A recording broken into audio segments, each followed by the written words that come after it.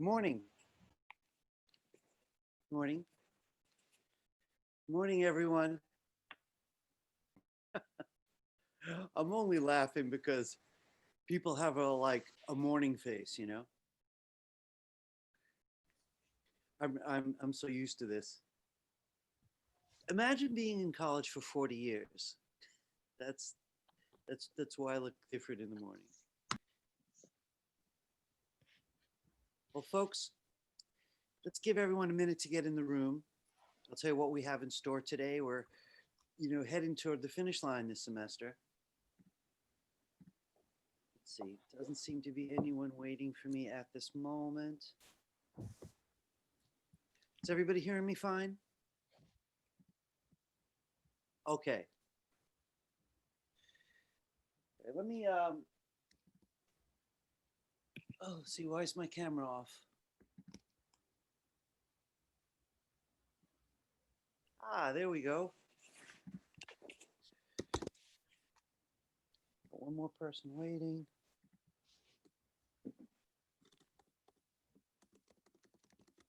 All right, I think we're here by and large. Okay, I want to get right into screen sharing, get a look at today's handout so we could map out what's left of the semester, and then get busy with today's material. Let me just take a quick look at my chat.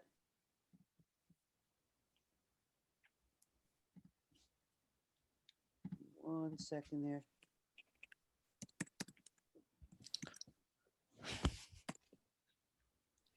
Okay. Oh, one more person. All right. We'll get a little momentum. Here I go. A couple things I want to talk to you about, nothing, dramatic. Okay. So, first thing I want to talk to you is about grades in Blackboard. To get this topic off the ground, I want to say that the grades are fabulous. There's just a lot of really high grades in this class. The majority of the class has over a 90 average by a long shot, and there's very few people that have under 80. So I think that's a pretty promising thing, right? The last time I checked, and I checked my late folder, I checked my revisions folder, right? If anyone's been putting stuff in the wrong folders, I have not been checking those, right? But this was just Monday, just a couple days ago that I checked last time. Do you put anything in since Monday? I haven't gotten it. Give me one more second. Someone at the door.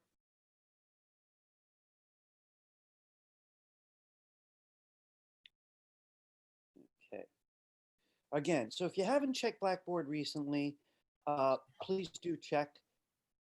There's very little time to do anything about it. Yeah, people are still coming to the door, so excuse me. All right, one more time. Please be sure to check Blackboard, right? It was upgraded this Monday. Mostly everybody's fine. Anybody who I found surprising, like, oh, you get A's on everything and I didn't get your work, I sent you an emergency email, you know? So there's that. All right, let's move on. There's only 2 classes left, right? So I really want to be very clear that if you're on time, you're fine. If not, you're going to have to take action. I don't give incompletes typically. I've been doing this for decades and I don't remember ever giving an incomplete. So I'll see you the 10th and then we're going to wrap it up on the 17th. I want to get something out of the way. Next week, as it stands, I think my intention is to do a teacher assisted lab. It's something that's one of the few things that I do actually prefer in the classroom. I'm actually really enjoying the online method myself. But the assisted labs are a little bit easier in person where I could just walk over. But what we'll do is a lot of screen sharing. Essentially what I'm trying to say is come ready to work. Have this file rather advanced for next week. You're going to work during the 3 hours. I'll be available to answer many more questions than usual. I may actually talk to each person individually. We'll see how that's going to play out. So that's going to be the 10th. Then we'll have the final critique on the 17th, and that's that. All right. The rules for revisions have always been the same. If you didn't like a prior grade and you've gotten the steam to improve that work, it's got to go in my revisions folder.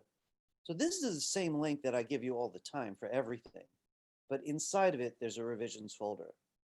So just make sure that you name it properly, follow these instructions. All right, the rest is the same as always. YouTube playlist is active. So let me get to something kind of different. I want to ask you about something or tell you about something. Joe, the student evaluations, I'd like to discuss with you just for a minute. They really have a big effect on the way you're taught going forward. Give me a second here. I really have a hard time with all this doorbell stuff, really. All right. About the student evaluations, 60% of this class has already done it, and I want to thank you for doing that. So I want to say what it does is um, it's all anonymous, so it never affects the student. The teacher, when they're all said and done, gets a copy and statistics of if students felt they learned a lot, if they thought they learned absolutely nothing, if they thought that the teacher was well informed, or if they thought the teacher was bizarre and unhelpful, whatever it is. And the school knows so that they can make choices. The teacher knows that they could make choices. That's the gist of it, right? So if any of you haven't filled it out, it would be helpful for you to fill it out and fill it out honestly, right? It's anonymous anyway, right? It's not a place to vent, but it's a place to be blunt, right? So if the class was one of your favorites, please let it be known. If it was one of the worst, you should let it be known, either which way, all right? So the invitation for the 40% of you who didn't do it is in your email. You can go to your email, and I believe it came from the registrar, or you could just search student evaluation, and it'll come right up. So I'm going to ask you if you would please make a little bit of time for it. The deadline is tomorrow. I've passed the minimum. They like to know that over half the class has responded. A little bit over the class has responded, but I like to read them. I like to know what people are thinking. So if you could help, it's good for the school. It's good for me. It's good for future students. You're benefiting right now from what other students have said to me, right? So feedback into that loop if you would. All right, student evaluations in your email. You could just do a search, open your email, search student evaluation. If you could squeeze that in today, I'd really appreciate it if you haven't done it already. All right, I want to tell you what we're going to do today. We're going to do a kind of fast review. I'm not going into breakout rooms today. I'm actually going to do the majority of the talking. And I am going to talk even now. So if your work is not in the Google Drive, um, you should put it in there now. I wanted to say quickly that if it's just an Illustrator file, this should be the name of the file. And I think in most of your cases, an Illustrator file is really all that I need. There's not much purpose really in packaging unless you've really done a lot of importing of photos and that kind of thing. But if you chose to give me a package, remember a package is a folder, so it can't end in .ai, because it's a folder. So it would have the same name just about, right? So I just want to make sure you understand the naming convention. I'm going to take a quick look in there just to see how many are in there already.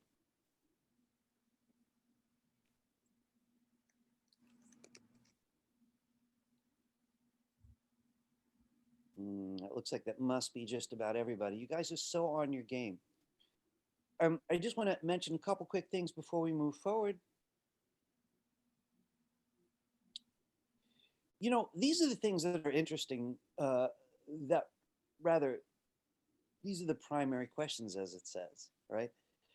I always start with, is the image compelling? Because let's face it, like if what we do isn't visually compelling, doesn't make someone want to look, the assignment doesn't even matter anymore, does it? Really, we're artists.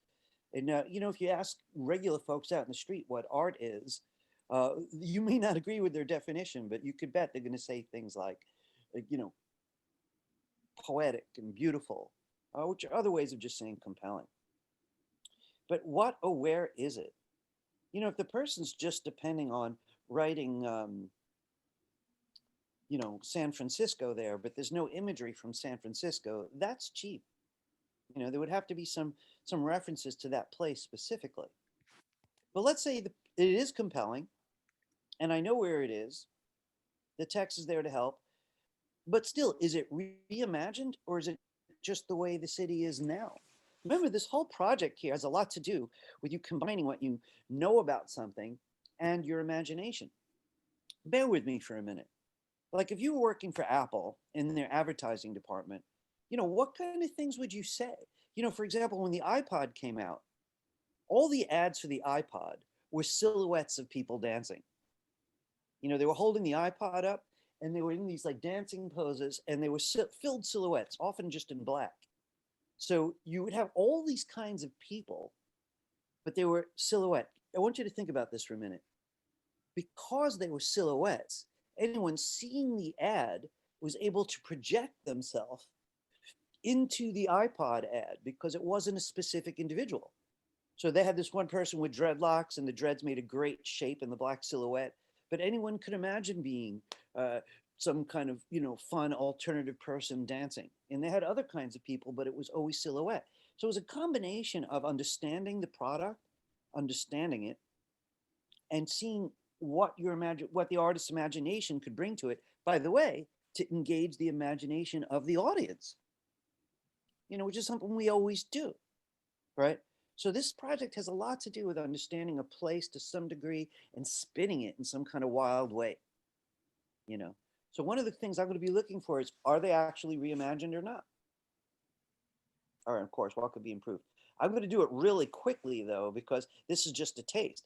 Remember, we got second drafts next week. We're going to work in the room though. So I don't expect to do a formal critique. I got to figure that out this week because this is very different from the classroom at this stage, right? But I do want to give people a chance to work in the room. I may interrupt for one last technique I'd like to cover with you. That's next week when draft 2 is due. Following week, everything's due. Does anybody have any questions about this before I move forward? No, you guys have very few questions. All right, I want to just say there are some cool techniques that I'm going to include after the break today. Stuff that I really love. They're kind of fringy, however, they're not make or break it, but I think you guys are going to have fun with those techniques. So that's the goal today. So I really can't spend too long. Let's see, let me just check, see how I'm doing for time. Right now I'm doing all right. All right, I'm going to get started then. Guys, listen, I do want to say though, while I'm talking about work, feel free to turn your mic on if you want to chime in. It's a little hard for me to juggle the chats in that kind of context. Too many things to be looking at. But feel free to join in, ask questions, or ask the artist a question if you want. I may not see you because I'm going to be focusing on the art, so you'd have to turn on your mic. Okay? All right, let's go take a peek, see what we've got. This is a low pressure review. I don't even want to use the word critique because it's going to confuse people, right? I mean, really. I know this work is in process. Of course it is.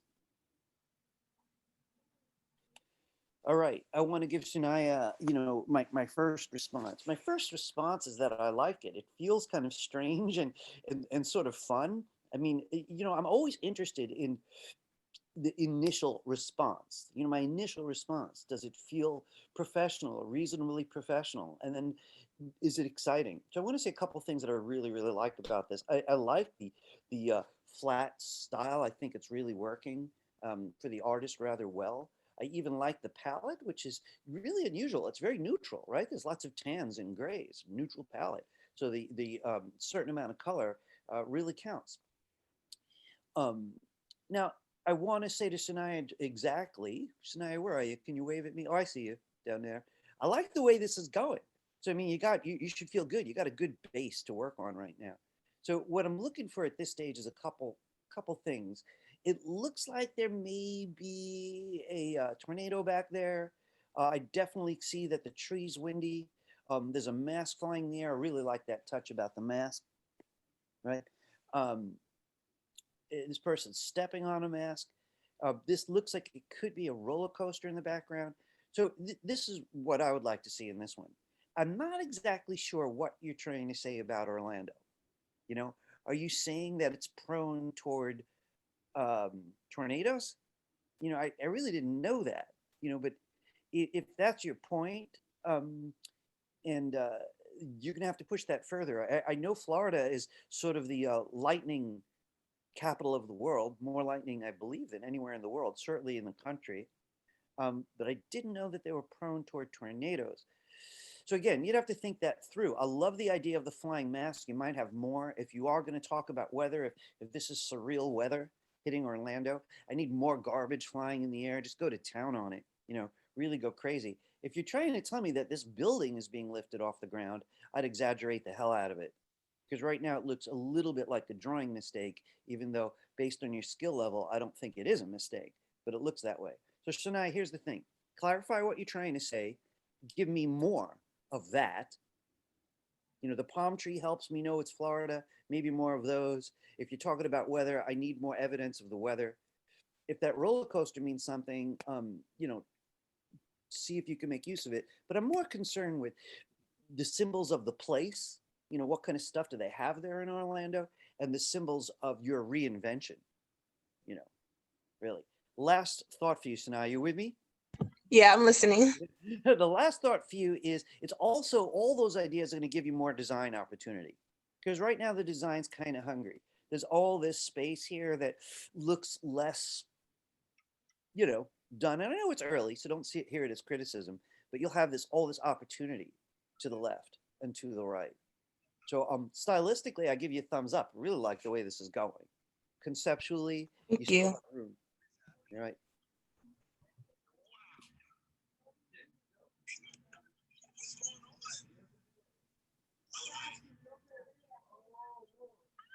So again, I'm always going to start with the initial response. My initial response is, wow, is this dramatic? This is pretty, cool and fun. And before I take a critique aspect of this a little further, I do want to ask Samantha a couple questions. Samantha, where are you? I see. One of the reasons I ask is some of you like keeping your cameras like that, and this, and I appreciate it. I'm seeing someone's like, I see a lot of the top of people's heads. It's a common technique. So it just makes me hard to find you. That's all. Samantha, I want to ask you a couple things. The gradient like brown and lighter brown of the background, that is indeed just a plain old Illustrator gradient. Am I right? Yeah, it's just a plain gradient. I like the weathered feel it has. The reason I ask, it has that feel of like old, worn out parchment almost, or something that's been faded by time, which I think is kind of interesting. Also, she's using brushes like wild, right? We were just talking about brushes last week as a group for the first time, and she just went to town. So these brush marks, I'm sure, have got people's attention, which are, really fun. So this is what I want to say to you. I like I like those elements. I like the way you're bringing textures of more than one sort. Even the gradient feels textural because it's referencing stuff like parchment. Surely the brush marks are very textural. You almost feel like you could touch them and feel them how they'd feel on paper, which I really like. Also, I want to add, I also just love the style of the more London-like objects that she's got in the middle, flatter, more graphic, but they're really kind of the opposite end of the spectrum. They're not about texture. So the inside of the eye is a very different style. I think that's brave and fun. So here's the things that I'd like to see from you. It still feels to me, and it's early, as it should, like there's a lot of attention off the primary topic. Like, for example, the whole top of the page depends on this dramatic eyebrow, but the eyebrow really doesn't lend anything to the actual assignment. So there's so much of this that's not the actual assignment. And the actual part about London is maybe a tenth of the actual stage, so it's like very, very little. So like if you were working for a company that was doing this, they're doing a book on fantasy imagery based on cities around the world. I delay whenever I get a warning that my internet is slow. They'd be, hey, I love this idea, but like, can you just blow up the eye, maybe get rid of the eyebrow, give us more of eye so I could see more inside the eye that's got the flag and it's got their famous Ferris wheel and Big Ben and the rest of it. I need to focus on that, So, whether this is a reinvention or not, technically we could argue, but I do like the idea. I'll accept this idea. I'd like you to just focus in on what's best about it. Blow that eye up so that I don't have all this dead space. Do you understand? So, Yeah, I got it. You got it. You know, one thing that I found really difficult in art school, and even this late down, I still remember. You know, like a lot of you, I made loads of art in high school, but mostly for myself. And then moving into a college environment, especially commercial art environment, the whole idea of locating the point, of staying on point, and emphasizing the point, took me a long time to get the hang of. You know, what's essential. By the way, one of my teachers who did indeed win a Pulitzer Prize, Art Spiegelman, who drew the graphic novel Mouse, Maus. He's probably the most celebrated cartoonist alive. He was my teacher. And he once said to me, you know, Ira, anything you include in an illustration that doesn't expressly add to your point takes away from your point. In other words, there's nothing that's neutral. He said, if it doesn't expressly add to what you're saying, it's taking away from what you're saying. That was one of the most valuable lessons I ever learned 40 years ago, and I'm still talking about that one specific lesson. And by the way, he won the Pulitzer Prize because he understood that. Guys, listen, I want to share with you a 3-minute story, right? Imagine this. So I was in art school taking a cartooning class. At that age, I was a cartoonist. The teacher comes in and he's showed us the first pages of a book he was writing. You have to hear this. Now, the book was about World War II, and it was about the Holocaust. Most of you know what that is, right? The Nazi Germany had killed off a lot of people. And bear with me for a second. Dramatic subject for a cartoonist. And, you know, it became a deep conceptual problem how he was going to tell this story. So it was like 6 million Jewish people died, 2 million people of African descent died, about 1.5 million Romani, what a lot of people call gypsies, died. You know, just incredible numbers. How do you tell a story like that? So he had realized no one was going to read this book. Try to do a graphic novel about slavery in America and watch no one read it. So it was the same kind of problem. So this was about the Holocaust. So he decides he's going to tell it in animals. So bear with me. There are two issues that happened that day that relate to this illustration and what something I want to share with you. One was some people in the class had family who died in that event, right? Including myself. You know, literally my entire heritage was wiped out in the same event. Now, the artist who was writing the story had been hit very hard. Both his parents had been in the Holocaust, and it was his family's story that he was telling. So he chose, are you ready for this? I don't know, did any of you read Mouse, M-A-U-S? You did, so you know what I'm talking about. So I'm in the class when he brought in the first drawings. And he chose, because he's a Jewish guy telling his family story, to make the Jews mice and the Nazis cats. So I'm in the room and I was very offended. You know, I wasn't really going to say anything. I'm like, you can't tell this story and make my heritage into mice or make any of us animals, because I didn't understand. He wanted people to pay attention. And by changing it to animals, he made it a little safer for the audience. All right, but that wasn't all. It was so beautiful. The pages went around the room, and the students were all amazed and kind of rattled because he was that good. Wouldn't you know it though? The teacher was very upset. The more we liked the drawings, the more upset he got. And none of us understood what was going on. Eventually, he grabbed all the boards with the pages on them and left. He slammed the door and left. We stood there. We had no idea what happened because we all loved the work.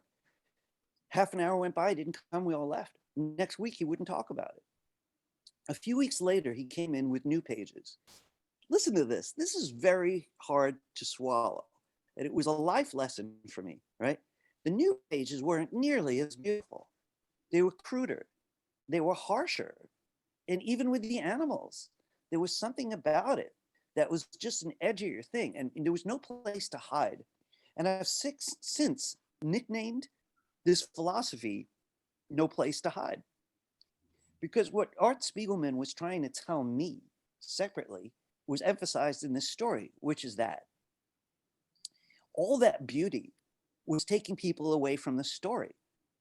The second time he brought the pages in and he passed them around the room, no one talked about how beautiful they were. People said things like, wow, did the neighbors really come in and take their silverware after the Nazis took them away?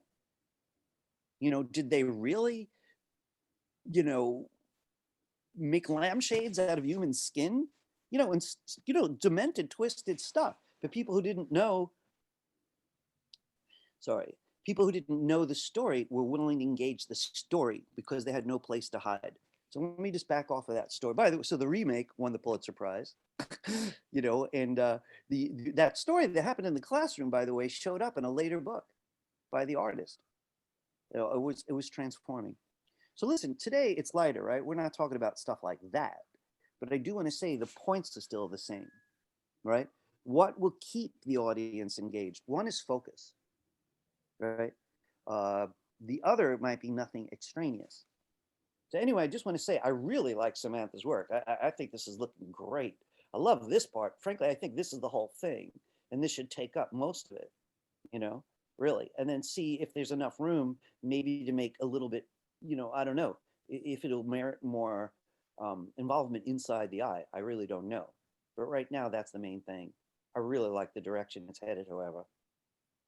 Okay. I know it was a long story, but I think it's a valuable one.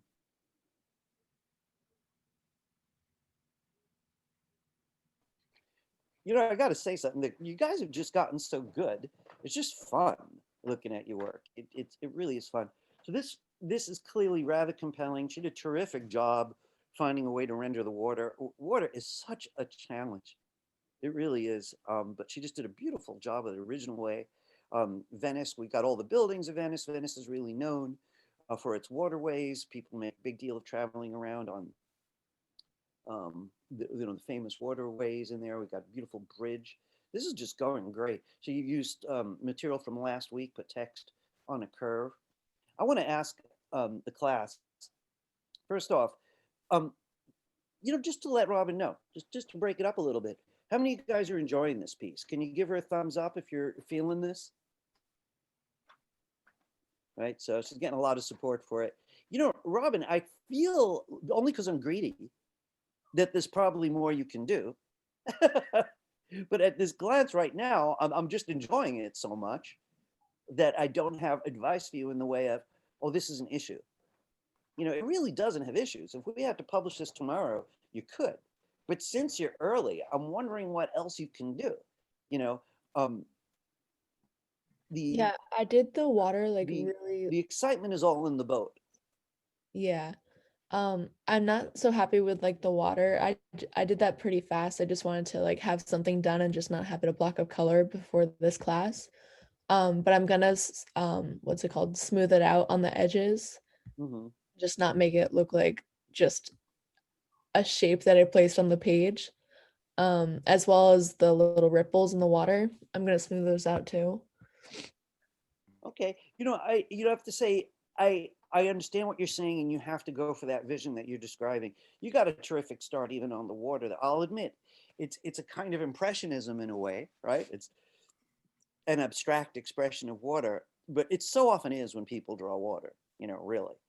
But I want to see what it is that you're seeing in your mind. There's no doubt about it.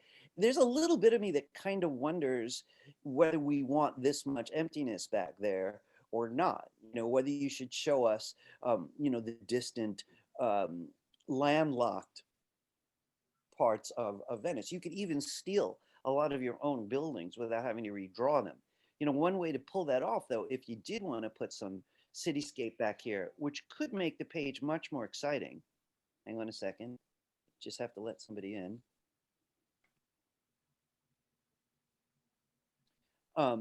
If you did choose, I think the page might get more interesting. I don't know if you'd have to move your text or not, but if you do choose to put distant buildings back there, one thing that would help a lot would be to keep them very quiet. Like if the palette was very similar to the blue of the sky, right? So it was just very subtle colors, reduced to perhaps blues. They could stay back there and express distance. I'm not saying there's anything wrong with emptiness in an illustration. There's definitely not. But one person really has to, juggle a little bit. Where is the content? Is there enough content? I do think it's a beautiful image just the way that it is, but I do think it might be more interesting to appreciate this being on water by seeing other stuff that isn't. But look, I don't want to force that idea on you because there's infinite options this is looking great. You're already in great shape. But I know you're focused on the water. See how that goes. Then you can take it from there. Thank you. You're welcome.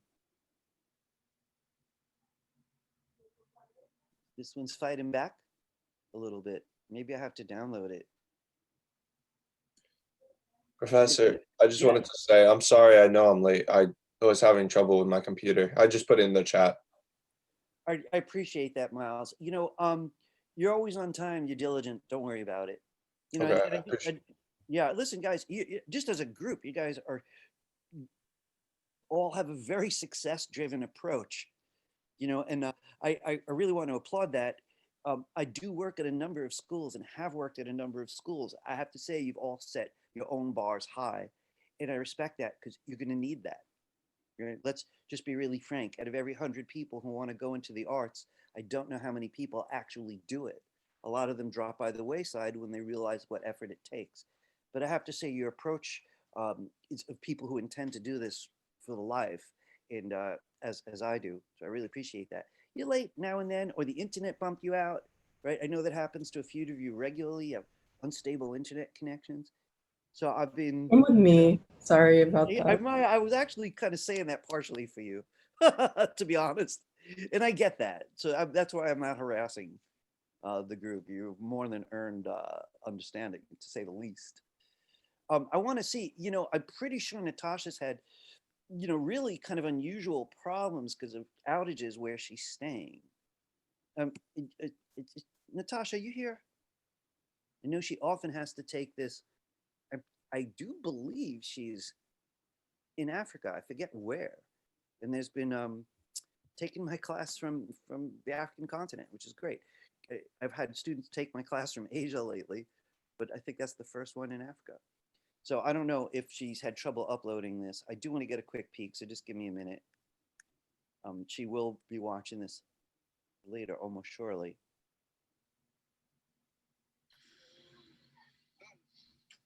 See you, Marisol. Bye.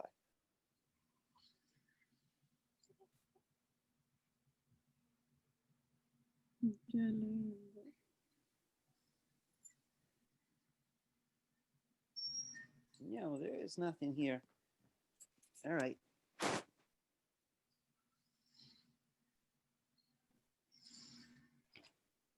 I'm talking to Natasha via YouTube. Natasha, your image came up blank. All right, please let me know what's happening. Put in a new version if you can. All right, I'm going to move forward.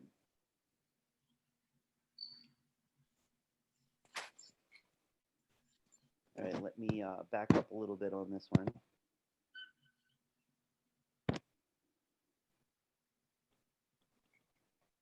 Let me see what's happening. Sorry.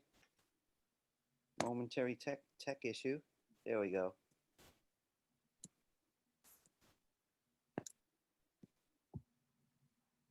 This looks very narrow. I want to ask Minjan something. Are you here? You wave Yeah, at me. I can hear I you. see. Are you sure about the width and height on this one? It looks very narrow. I'm not sure. Let me check. Right. If you need to change the width and height, I'm going to show everybody how you would do that. For whatever reason, Illustrator's just a dash less than obvious when you have to change the shape of a document. If you'd like, I could download it and check it on my end. Yeah, sure. All right, I'm going to do that.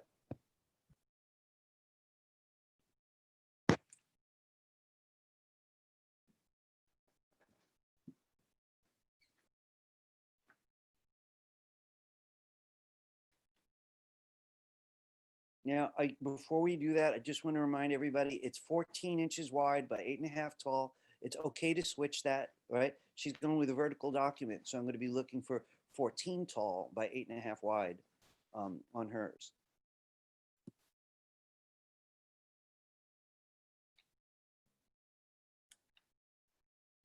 This is still downloading, so I'm going to let it do that, Minjong, and I'm going to come back to it, all right? While it's loading, because it looks like a very large file.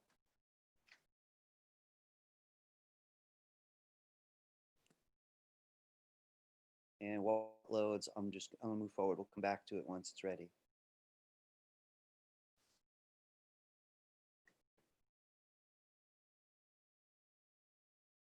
Okay. You know, what's interesting about this one, I recognize this image, and oh, I do believe I might have just talked to the artist about this. No, I didn't. So here we go. We're looking down the avenue at San Francisco, but the bridge is falling apart. And it says, "Welcome to San Francisco," with a big rift straight down the road. This is a clear understanding of the project. California is known as an earthquake hazard zone, right? And with faults in the ground that people expect to create new and worse earthquakes in the future. Um, this is also strikes me as kind of narrow, so it could just be something about the way the screen's interpreting it. I'm going to use Minjongs to check out the width and height. But I have to say, Miles, this is going really well. I like the clarity of what you're doing, and I want to tell you what I might like to see. I like the colors. I kind of like the textures. You know, my favorite things about it is the overall composition and the collapsed tree. The buildings are starting to get off the ground, but they do, this, here's the interest. Here's the interest. So I would probably do more here, have more stuff falling. You don't have to do people falling if you don't want to. I know that's, that moves from fascinating to dark. I don't know. That's up to you and how you want to handle it. I would take the whole earthquake element of this and just push it as far as you can. I have to say it's a good start, solid composition, and it's already becoming pretty professional. I would love to see some kind of action up here, though. Look, we got a very strong thrust, right? The eye's going to do this, right? That's what it wants to do, right? But it's such a narrow image. We're going to go left and right. It's interesting to me that the right feels very settled. I'm not really hungry. I don't know what about this that my eye keeps coming in here. So if that's going to be the case, then I have to do something with it. But I think this is going very well. Thank you. And also the size, I just realized that was the PDF, so I put in the Adobe Illustrator file too, if you want to open that up. I did it like a vertical of the measurements that you gave out. Right, right. And we're going to look at someone else who just did that. So I would like for everybody to get a peek at this, right? Because, be blunt. Later today, I'm going to show you some techniques that are often common for graphic designers, not just illustrators. And it just emphasizes that we're all going to use this program completely differently going forward. We're all going to have completely different uses for it. And one of those may need to be dealing with page sizes changing, right? So I want to take a look at Minjongs, as I said that I would. So right now it's telling me there's a missing font, and I kind of expected this to happen. I'm going to go over what to do about missing fonts. So I can't find the font because I don't recognize the name. So I'm going to tell the artist what to do about that too, right? Now, I want to say a couple quick things about this. First, let's get to the first issue. How do I check on the size? I could whip out the rulers, as we know, which is Command R or just show ruler. I'm going to use Command R because it works in almost every program. And I can see here that it's 8¼ wide, not 8½. So that's a problem. And it is 14 inches tall. So it's that 1/4 inch that made it feel too narrow. So I want to show you what I could do about it. On the toolbar is not this tool, the Artboard tool. I often reach for this one by mistake. Just give me 1 second to find the tool I'm after. I think that is 8½. I think it's just zoomed out a lot, the ruler. Yeah, let's see. It could be, could be. Second there. Ah, you're right. So I'm not going to bother them, right? I don't know why it's feeling narrow. I think it's like a complex subject called pixel aspect ratio. But give me a second. I do want to check something kind of quickly.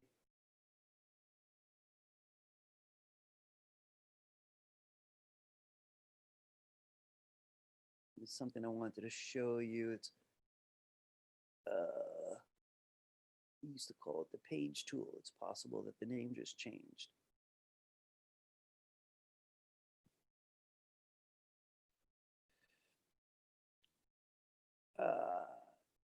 I've often been amazed that they make this complicated, but let's take a look. On my toolbar, I'm clicking this tool called print tiling. Print tiling, right? And once I click it, the control bar at the top should have width and height, but doesn't. So I have to click this, document setup. And, I really do feel it's got to be a quicker way to do this, right? But here I am in document setup and I still don't see width and height. So I'm going to click this, edit artboards. And finally up here is width and height. And I could change it, but she's got it right. So the fault was mine. So anyway, for anyone who feels like they may need this, I doubt you're going to remember it. I want to see if they've improved this because it used to just be here, document setup. Let me just see if this works better. Yeah, I think I would do it this way. All right, file menu, document setup. That's come and gone over the years. Once you're in here, you do have to click this, edit artboard. And then here's the numbers. Any case, I do want to get back to her work. I apologize, Mingjong, for the distraction here. It's fine. All right. So I want to say a couple things about this. I love the look. The graphic design is so strong. The colors are beautiful. The negative shapes are fascinating. I just have no idea what's going on yet. I love the look. Like I said, it's really, really powerful. Can you tell me where you're headed?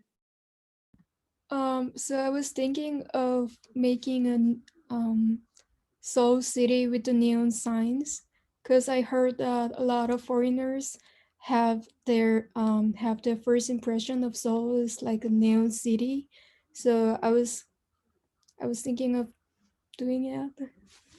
Gotcha. I want to keep that in mind in case I come on any tricks for you that would help. But so what I need to see though is I think I'd need to see some of the specific buildings that city must be famous for. Like right now, it doesn't feel like a city at all. It feels like a beautiful graphic made of rectangles and ovals. So I know you have some stuff in mind, but you're going to really, design-wise, and I'm not exaggerating, really beautiful. There's a lot you could be able to do with Illustrator. I could see that. But in terms of me knowing what these are, that it's a city, it's just not happening yet.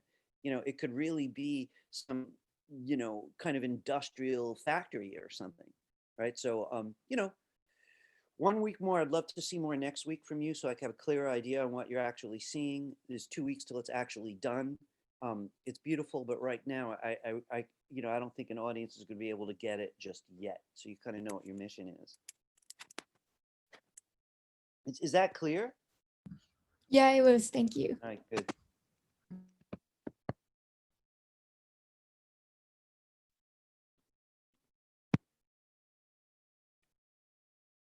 So, Maya started with a detail, and since she did put a lot of love into it, I wanted people to get a good look at it, right? But this is some beautiful stuff. I mean, really fascinating to look at. And the whole thing is really very self-confident. That looks, just looks great in that regard, right? And it's early, right? So I know she's thinking, oh, Ira, don't go critiquing me. I just got started, and I understand that. I just want to ask Maya a couple questions. Maya, can I ask you something? Do you already see the rest of this page? Yeah, I have a sketch. I just started with like a small detail. Got it. Got Yeah. it. I just want to make sure you're thinking whole because, some artists and all children, many children, even those who are destined to be artists, start on a detail and work their way out. It's sort of like a shoot, a gamble, whether the design's ever going to work or whether the point's going to get made. Oh, I want to draw somebody. I like eyes. And they start on the eye and then they draw the other eye and they move out. And if they have the nerve, eventually a tree behind the person if they're advanced. But it's just a big gamble until they get to the edge of the page. So, one thing for all of us is, and by the way, I looked at the sketches last week and they were thorough. And even the ones that were like loose, people were thinking holistically. And that's really what I'm driving at. So Maya, love this detail. Very hard for me to give you any advice about the topic since, I don't know exactly what your intention is, but in terms of beauty, if it all looks like this, you'll be in good shape. Thank you. Right. Can I ask you just real quickly though? So where's the place and what are you going to do to it? It's Prague. And I'm not exactly sure like what the special detail of it I'm doing, like what the special outlook of it I'm gonna do, but I know that I'm doing Prague, and I Gotcha. have like a setup in mind, but I'm not exactly sure about it yet. All right, I like how clear you are about what you're saying. So I want to say something to you, and this is so, folks, I want to take a commercial art breath because to be blunt with you, I've been living a dual life my entire art career. I have a half of my life which is wild, weird, fine art. It's so on the fringe, I couldn't even describe it to anybody if they don't bother to look. And on the other hand, it's communication design, where I'm always concerned that my audience gets what I'm doing. So, and I think a lot of you are spiritually the same. On the one hand, you want that freedom to just go out there, find the fringes of what artists do. But on the other hand, you want to pay bills, and that involves, communication. So if you're not yet clear what you want to do with Prague before you go further, just go to Wikipedia and read about Prague. I really mean that. Just read about it. Like in my head, don't quote me on this because I'm probably completely wrong. I'm imagining the history of the hot air balloon in Prague. Now, if that was true, right? Wow, how much fun can I have with a Prague overtaken by hot air balloons?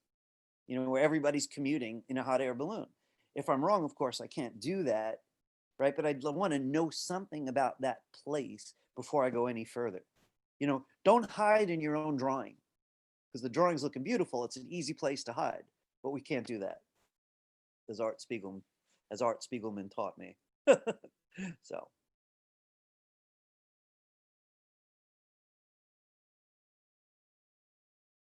You don't have to say, like, these are all so interesting looking. I just want to see why my computer's just acting so slow today. Really driving me crazy. Is this the whole thing?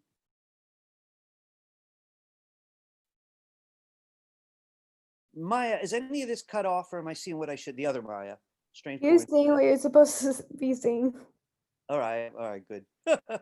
I love your colors. It's so much fun. I don't know if you guys know, but I'm an animator as well. I don't teach animation at FIT, unfortunately. But man, is this one screaming for someone to animate this? Really, really wants to see something going on the road. So I just got to ask you, it's beautiful. It's already highly developed, very professional, really fun. What's your goal and where is it? Well, okay, so I'm doing El Viejo San Juan, which is in Puerto Rico, and their buildings are like very colorful and fun, and there's like a lot of tourism over there.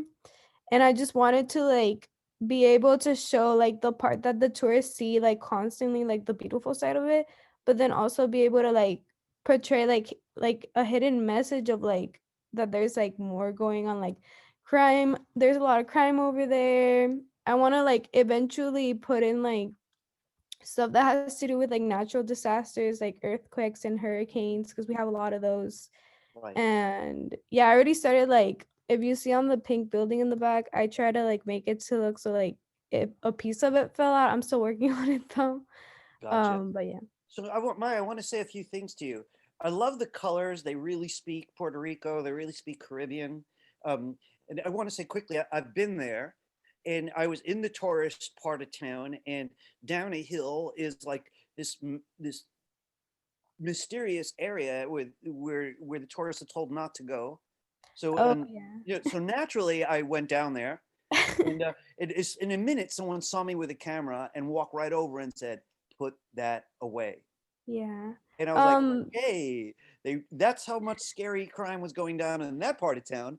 They didn't want anyone looking like me walking around with a camera. Mm-hmm. And I found that kind of like,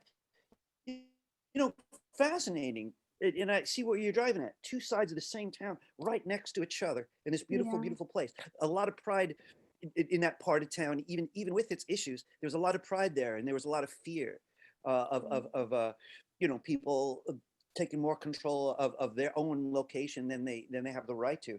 So I have to say, this is beautiful. And right now, of course, you're going to have to include the name of the city for me. All right. And if you do want to talk about this kind of dual aspect the city has, since you started with the boarded stuff on the left and the Yeah. right, at least from what I see, there's boards back here, you could give me like emphasize what you're saying by having the dark elements or the the challenges on the left and maybe the way the tourists see it on the right. For example, Okay. when I was there, they were openly selling drugs on the street. Yeah. Personally, I don't care at all, but they didn't know I don't care. It's like I don't judge people. I'm not a lawyer, I'm not a cop, but Mhm. so if on one side of the street there are people huddled and there are shady deals going on, money changing hands, and on the right side there's a couple with luggage and their kid and a camera. You kind of, that's the nature of that city as I experienced it. So you've got the great stage. If this was the theater, you've got the stage really set up, but the action and the actors are not there yet. So I have Yeah. to say, it looks beautiful though for this week. You did a great job. Thank And I'm you. glad I asked you what you're after. I would Yeah. definitely push that point, right? Because that's the job, right? We're communication designers. Thank you. So you're welcome. These are so much fun to look at. I want to tell you secretly, everybody, that I would just so wish we had part 2 of this class. I mean, look at the skill level in here. Just about everybody's reached a professional level or really close to professional levels. We're moving in now where concept is more important. The most famous people out there are not famous just because they draw well or because they design well. It's because they think incredibly well. Their thinking is evident and other people can join their thinking. So this is sort of where we're heading right now. So again, fun. What I like about this one right now is the perspective. We've got an aerial view. We're looking down at that table.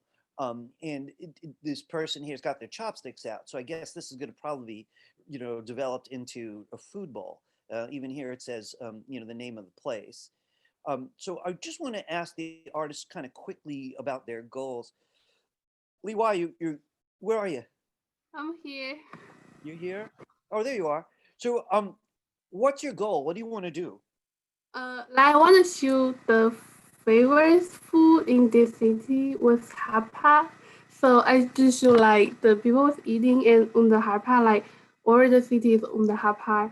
And I want to add more like the cable car and the old house and the new house. Cause in this city there have like a lot of old house. So I want to show the old house and like the highway, something like Highway? that. Yeah. So the highway like a road for cars? Yeah. You I don't say know, it- like around that.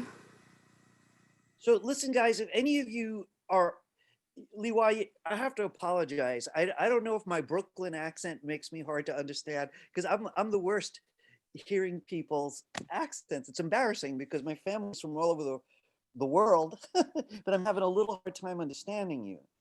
Did anyone, can anyone help clarify a little bit? Are we talking about, well, you're talking about old and new, right? In this city, right? That there's And old, yeah, old and new and like the food hapa. and that word I'm not understanding. Hapa? Yeah. Food? Hapa? What does that mean? It was a food. Like we Hot pot is like the Chinese traditional food with the spicy soup, and you put the ingredients in it. Oh, thank you for telling me. I did not know that. Now you're that both was making, like most famous food in China, I think. oh, okay. So listen, I would I, there's two things. I like the design a lot. The design's the strongest thing right now, right? The drawing's fairly confident too, but it's the design that's strong. I need definitely to see that transformation. I need to see more imagination involved. So if you're going to talk about famous food, that's helpful. We've got the chopsticks already, which is, a simple reference, but I'm in the right part of the world roughly already. But the transformation, I'm not quite understanding what you want to yeah. do with it. It was the hapa. I see. Great. So I want to ask you something though. On the table, are these buildings? Yeah. So I see. So on the table, you want buildings as well as traditional food. Okay, Yeah. I'm okay with that. I'm starting to understand now. So I guess what we're going to need to see is those buildings more developed. By the way, food like that is so hard to draw. I'm sure you can do it. I'm sure you could do it. It's something I always avoid myself. I have my list of things that I'm like, oh no, they're asking me to draw that. Oh no. But I'm sure it can be done. You got terrific design. Get those buildings there. Get the food a little clearer so I can understand it visually. All right. we'll take a break soon because I know this is taking longer than I'd expected, but not just yet. So, one thing that's so interesting about this is the artist has found their own way of using Illustrator to such a degree that it doesn't even feel like Illustrator right off the top, which, frankly, I kind of love that fluency. It's kind of odd that we could look at artwork nowadays and say, oh, this was made this way. This is Illustrator art. This is clearly Photoshop art. Oh, this is in a 3D program. And who the hell cares? When you look at painting, you usually can't say, oh, that's acrylic and that's oil, because it's the vision that we care about. So I really like what's going on with this. Juliana, where are you? Can you wave at me? Help me out. Oh, Julia. Sorry, Julia. I am here. It was just the way the name fused. I like this. Can you tell me though? Like, it looks so good, right? What's going on here? What's the reimagined part?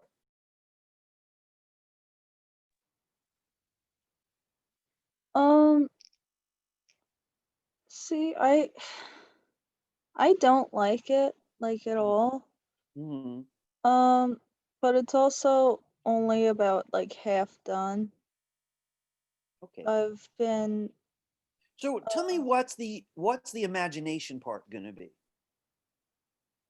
well, I wanted it to be more, I wanted there to be like more deer because although it's kind of true in Nara, the deer just walk around everywhere. Hmm. In a place like this, they're usually roped off. Got it. So Julie, this is what I want to say to you. Like, so I've been in places where there's a handful of deer and people, can't wait to see a deer. I've been in places where the deer were overpopulating and they're like, oh my God, we got to get rid of the deer. But if that's the part of the reimagining, like this is the place it's gotten so wild that the deer rule. You're going to have to go crazy with the deer. I'm going to need a lot of deer. Because other than that, it's just going to feel like a pretty postcard for Nara, you know. So I want, I like this more than you do because I like your techniques. It's confident, the color's fun. You know what I mean? I'm not saying that it feels done, but part of it's due. The deer is very well done, all kinds of stuff. But I feel like, there's not a lot of room. So maybe you could copy this deer and use it elsewhere. But again, the reimagining part is very important. I know you're saying you don't like it very much, and I don't know if it's you don't like the way it looks or if you don't like what it says.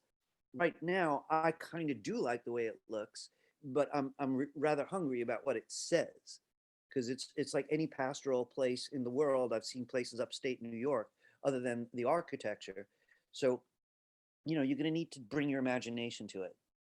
But I wouldn't be dejected. I think it's looking great. Your skills showing, right? The concepts are what we're going to need.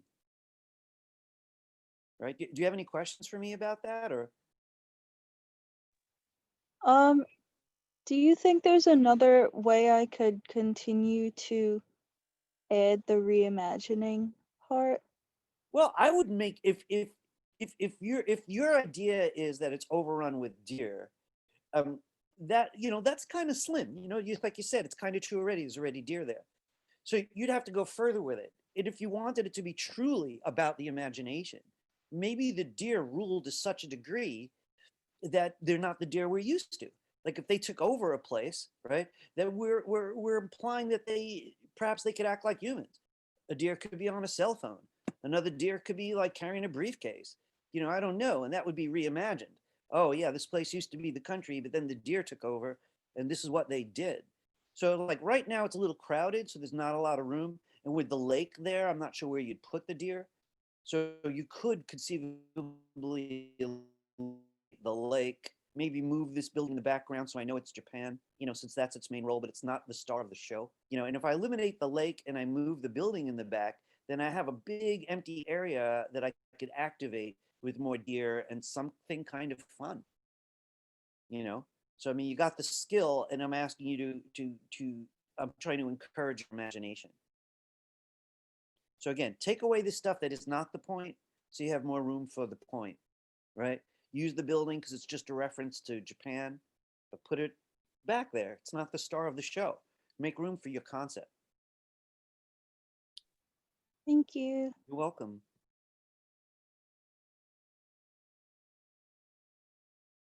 So, Jackson and I had a little dialogue about this. I got to say, I just love the design. It feels a lot like these Russian posters of the communist era. I want to see if I could find something real quickly to show everybody. Just give me 1 second, see if it's possible. There are these two brothers that should be. Hopefully, I could find.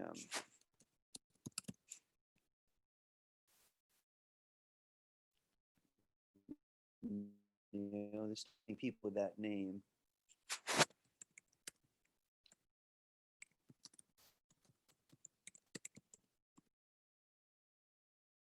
Oh, it's funny. A bunch of these are by the artists I was just talking about. I just got kind of lucky.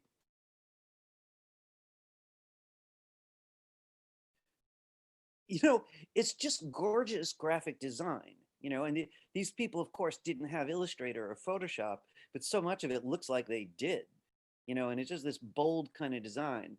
So just wanted to share it with you. You could always do a similar search to learn a little bit about it. Russian communist art.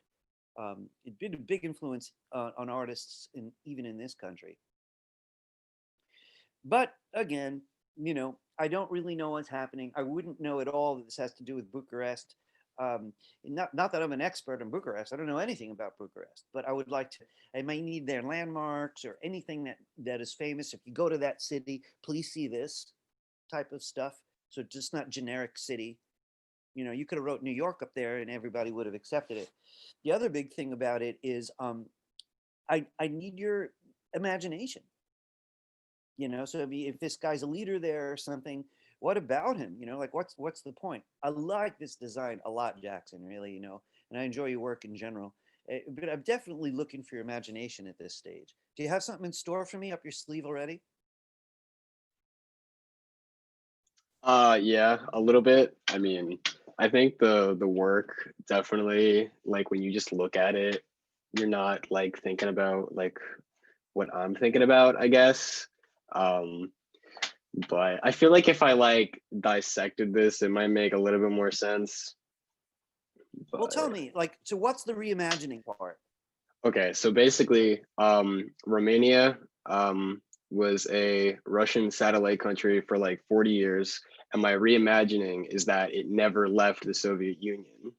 Ah, wow. So basically, I wanted to make it look like a Romanian but Russian propaganda poster. The guy in the poster is the current president of Romania. The flowers, I don't know if you could, they're flowers. They're dog roses, which is the national flower of Romania. And the buildings in the background are some of the buildings, or I got the idea from them, were buildings that were built in the like 40-year span where it was under Soviet control. So, I'm so glad that I asked because that's really fascinating stuff. And, just for the record, I was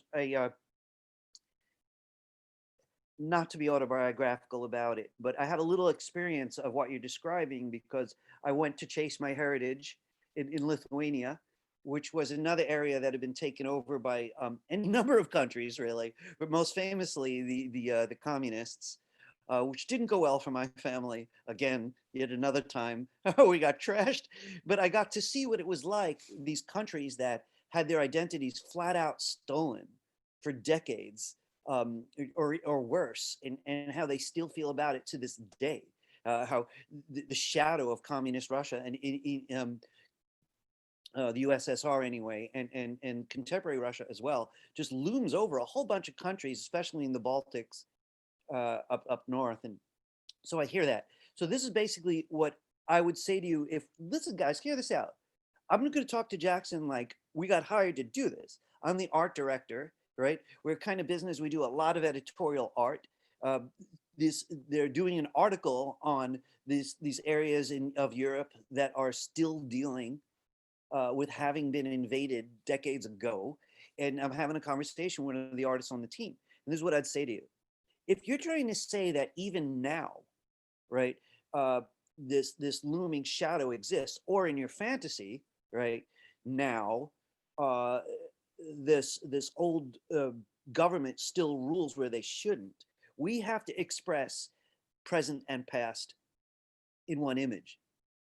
So, there's a TV show right now where Nazi Germany and Japan won World War II. And so it's still taking place now, this TV show. So they have to show now at the same time as what would have happened if those countries ruled the United States. So in your case, what screams now? I got to tell you something. One of the things that screams now for me is the cell phone. Everybody's got a cell phone, right? That surely wasn't true when the Soviet Union ruled those countries. What screams Soviet Union? Well, the hammer, the sickle, all the signs they used to have on their flag, that kind of thing. So if you could combine images, cell phone, or whatever you come up with, laptop, computers, whatever screams now, and integrate communist imagery, then you got your reimagining off the ground. Because, communism ended before those things. And now I would know what's going on, some kind of time warp. So again, I like your design. I like your influences. I think it's kind of funny that so I guess I was getting it, Jackson, in a lot of ways, right? Because I pointed right to the art that you're echoing. Yeah, definitely. I'm looking forward to seeing it. All right. I do want to go a little bit further before we break. I intended to go through all of them. I'm going to take a peek at that. Let me just back up a little bit on this. So, so with all of these, I'm recognizing the fact that they're works in progress. I'm trying to discuss them in the value that they currently have. This is just, the design is so nervy. Frankly, I've just got to give that a big thumbs up. I mean, usually someone looks at an image like this and they'll go for the obvious. They're like, oh, wow, why is the middle so empty? That would be the common reaction. The second reaction I want to add, though, is in graphic design, very often people will do exactly that because they're going to put an article about Amsterdam smack in the middle. This could be an illustration for a magazine, a travel magazine, and they're going to have a 1-column or 2-column article right in the middle of the water. By the way, I've done children's books where I went in to talk to the McGraw-Hill, the publisher, and said, look, do you want me to leave room on the illustration for your text? Or is my illustration going to be there and the text is going to be near it? And they were like, oh, wow, let's get the art director. And the art director was like, oh, that's a great idea. Can you make this one with room for the text? This one's going to go in the text. And they loved me just because I asked. So this shows a lot of nerve. And even if you didn't make this choice for that reason, I just want to point out to everybody that it's nervy and it's beautiful and it gets my attention and it breaks all kind of rules in a wonderful way.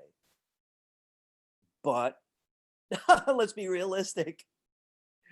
Elsa's probably got a plan for that space. So even though I'm loving it, it's okay if it goes, right? And I'm going to ask her a question in a minute or two. Love the way she chose to put Amsterdam in the letters, the way she did so beautifully and in the water like that. Wonderful. I also love the reduced palette of the buildings at the bottom. And I'm wondering, are those buildings underwater? Is that what's going on? Elsa, tell me about it. Yeah, the buildings are underwater because Amsterdam is sinking. Right. And all the people driving the boats smoke too much pot, so they just sunk their boats.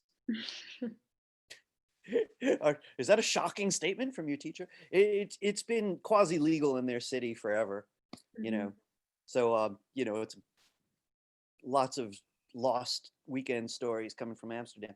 I have to say, I love this design so much. And I love the idea of the buildings being at the bottom of the water. Do you have more ideas of how you're going to express that underwater sunken city? Kind of. I'm just kind of figuring it out as I go. She needs some fish, doesn't she? Oh, yeah. Yeah, you definitely need fish. Or it depends how much fun you want to have.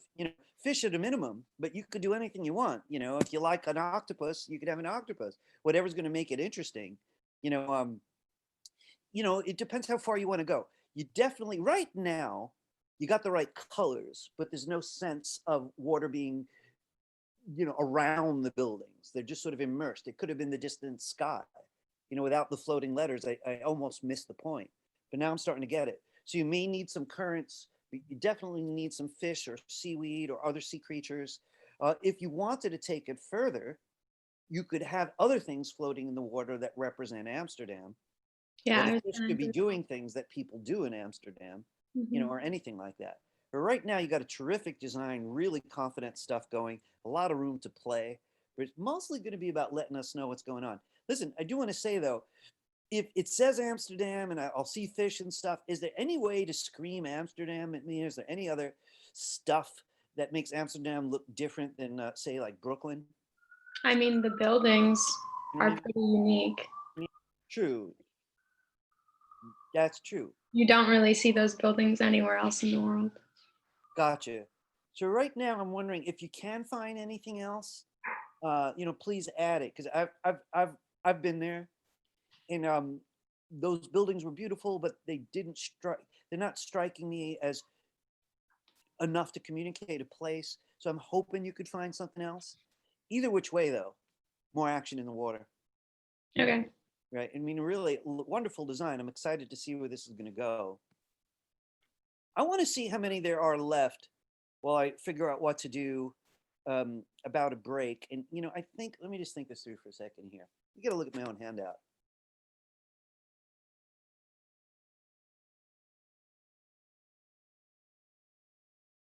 All right, we are going to take this a little bit further. We'll break soon. So, this is, obviously early, person's focusing online. I recognize this thing, and embarrassingly, I can't say where it's from. I'm going to ask the artist in a couple of minutes, though. This is definitely a famous landmark, and now I just, for the life of me, can't remember where it is. And I see that these look like stalls, so I have the feeling we're going to see vendors, which makes me think that these are all going to be food. Let's talk to the artist for a minute. Christine, where are you? Oh, I Here. see you. Hi. So Hi. where is this? I did it on Seoul, South Korea.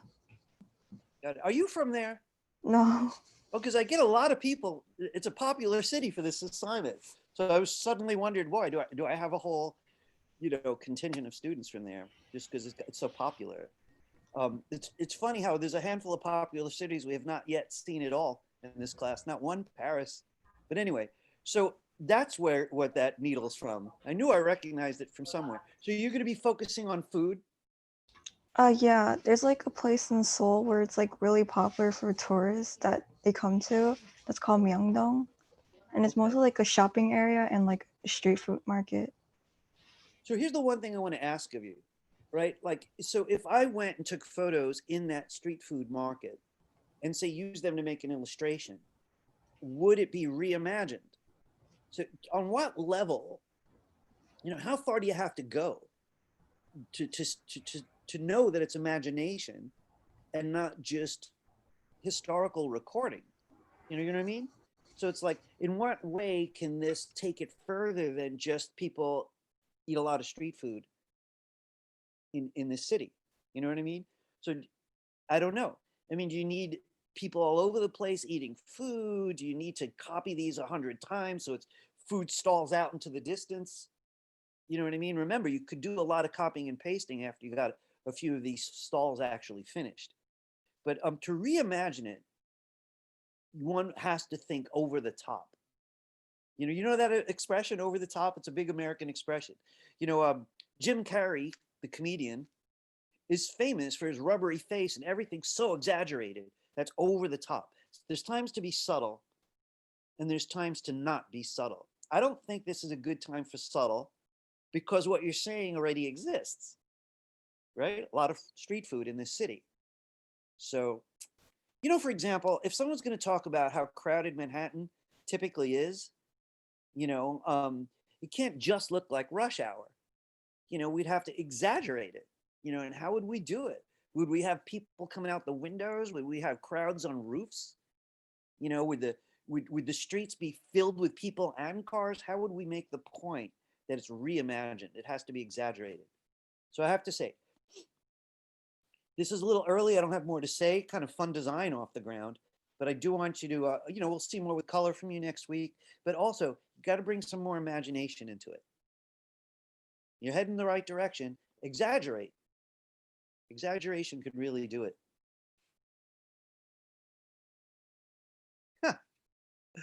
I'm only laughing because of the hippie guy. He's funny.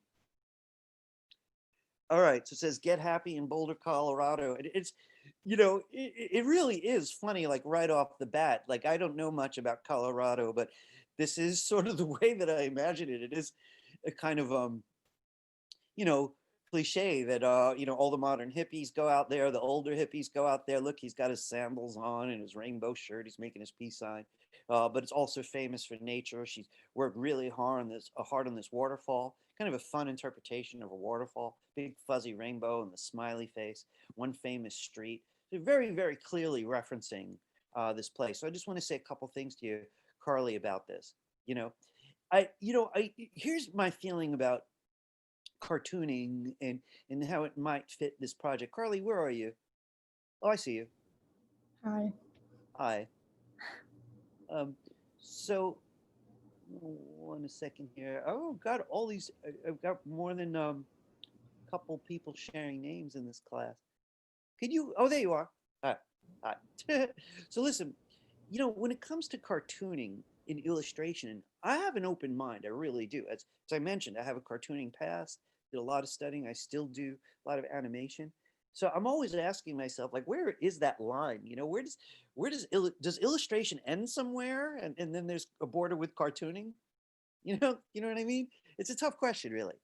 But while I'm open to it, I have to say, like, this comes closest because of the amount of attention that he's given. You notice that the feet are sitting on the ground, one's further behind, the different foot angles on it. He's specific. I come over to this guy and it's, I know it's early, right? But this is getting into that place now where it's just like, economy. You spend a lot of time drawing other stuff. Hey, I'm most, let me try to put it a different way. When it comes to this illustration, I'm loving your landscape the most. Loving the landscape the most. It doesn't feel precisely like the same style as the cartoons. That concerns me a little. I mean, somehow I could see this guy with this waterfall. But, for me, it's the boulders and the hill and the trees that really steal the show. So I don't know what you're going to do about it. I think you could continue to work with the cartoony style of the figures, but the big concern is they're the only cartoony things. The figures, the rest are more like graphic illustration, so just want to think about how you want to handle it. If you want to go with it, I think you could. I'm just not sure. I'm more confident in the hippie working, even though I'm not sure, to be honest. I'm definitely not sure of the guy on the bike at all, as it is, currently. And I think you're going to need figures to make your point. I mean, you're making this, it's kind of funny, it's like these people are all going to be like, doing yoga and eating granola and hiking. I'm probably one of those people, so I'm allowed to say that. I'm making fun of my own tribe, really. They're all vegetarians. So I know where you're headed, right? And I think that's all there. Right now, that's my biggest concern. Are the figures going to fit in with the rest of it? And kind of keep the design as clean as you can. Little things like this start feeling weird. Maybe you need to take these out from behind the buildings. I'll still get that they're next to the rocks because right now it's just complex shapes. Is it really working with this building jutting right up to where the nose would be of the sun? So I think there's some graphic design issues here and some issues with the figure. So those are the first things that I'd look for. The concepts there and really a large part of the rectangles there, right? But those are where the problems are currently. Okay. All right. I want to come back and just take a peek here, see where we're at.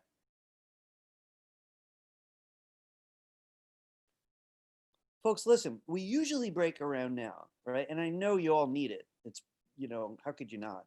But I would like to finish this. Since we're that close, we'll take a break, we'll come back, we'll make stuff together, right?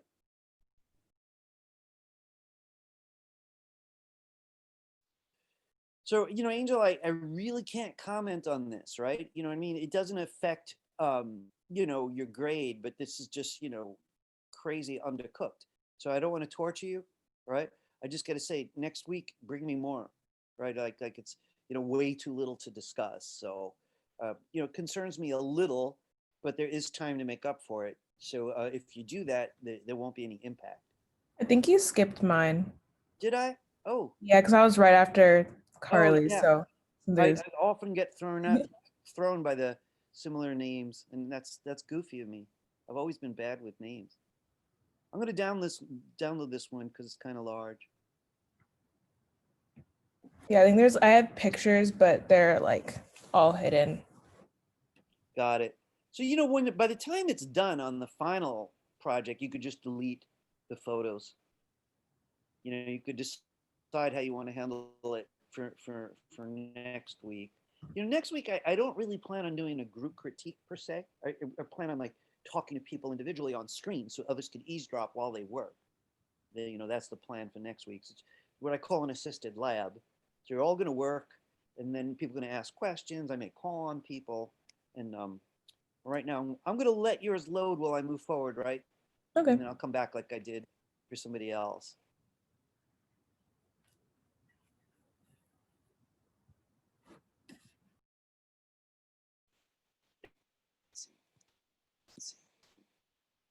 This is just very beautiful, and Santorini, Greece is charmed. By the way, I hope I don't make it sound like I've been all over the world, but I'm the kind of person who earns money and then blows it all traveling. Come back and I'm broke, and then I do it again. My family's been doing this for years. I'd actually have money if I didn't travel so much.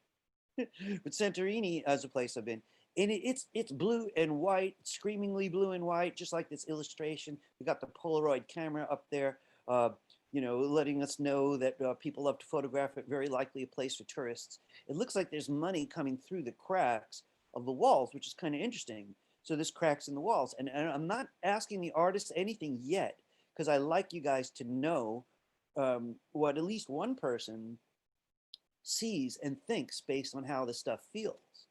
So here I'm seeing, money coming through, which is implying to me that money is being evaporating out of Santorini, which is very likely. Greece has been having financial hardship, radical financial hardship for at least the last 10 years, if not longer. And their money is being shed all over the place. People think that it's graft with the government, crime within the government or whatever. And then we got this flying roll of toilet paper. So I want to ask Anisha a couple questions. Anisha, can you wave at me? There you are. So is this about money evaporating out of Santorini? Yeah, so their Tell me. like economy is like kind of dying like financially, and like it's all based on like tourism. So that's why I included the camera, because like all their money comes from like tourists basically. So Mhm. I like have cracks and stuff showing like their money's just like falling. Like it's going down. I think this is well off the ground. What's the toilet paper about? So I was like researching about Greece, and you're not allowed to use toilet paper, like you're not allowed to throw your toilet paper in the toilet, like Oh, you have right. to throw it in the trash can, or else like it's gonna cause like a lot of sewage problems and like cause the ocean to kind of like, I don't know, turn green, I guess, or something. Like it's just gonna be really bad for like the water there. Got So, it. So I want to throw a couple ideas at you. yeah. One for the record, the business with toilet paper and toilets is about half of the planet.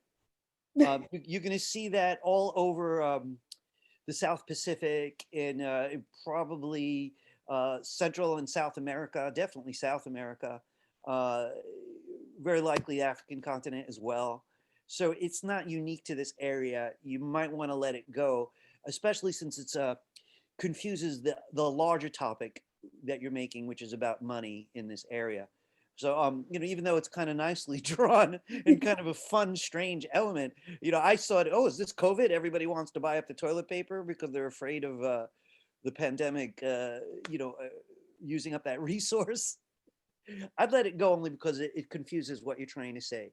Again, borrowing my old teacher's logic of anything that confuses your main point takes away from it. So I do want to say a little bit about money and tourism. So the issue in Greece is partially that they outfish the water.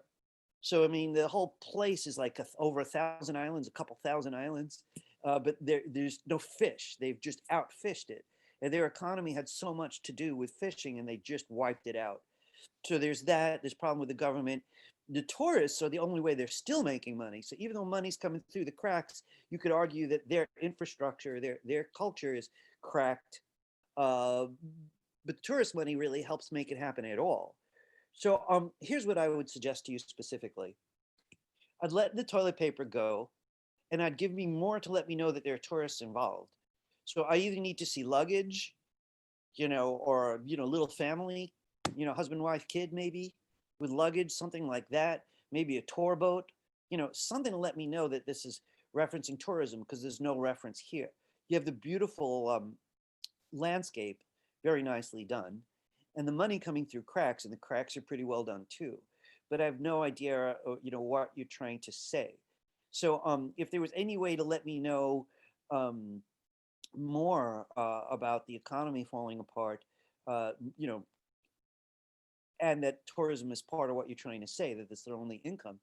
You can have a tourist with luggage next to them whipping money out of their wallet, so that we could see, it's easy to say tourist, right? You got the camera up there, but you got someone holding the camera or holding luggage, and So right now, it's a huge leap to ask. You're basically asking the audience to do their own research, so we need to help them a little bit more. I want to add that it's very right side heavy. As beautiful as this is, it feels really unbalanced. It's like standing crooked. So you're going to have to do something about that. And it might involve a tour boat to help make that point. Maybe money flying through the air around the tour boat. I think that would get a little bit closer. Does any of that make sense? Yeah. Right. So I have to say, beautiful landscape. You need a couple props, I call them. Props or actors, I often call them, to help you make your point on this stage that you made so beautifully. I want to say something that I sorely felt in art school, and now that I'm an art teacher, I have to try to reverse it. All my teachers were good at teaching techniques. Man, I had these amazing drawing teachers, so many of them. I went to school of visual arts, painting teachers, photography teachers, but when it came to concept, man, was there a gap. Because it's really hard to talk about. There's no way to teach it. The only way to teach it is to go over people's concepts, to kind of draw people's attention to it. Is it delivering? Does the audience get it? Have you ever listened to a politician talk and you have no idea what they're talking about? And that ruined politics for this country. People, they spoke this foreign language. Frankly, you really, all the way up to Barack Obama, before him, no one ever understood them unless you were in politics. It did not communicate. He came along and he said things people understood. Let's see what happens with the next president. I'm trying to hide my enthusiasm.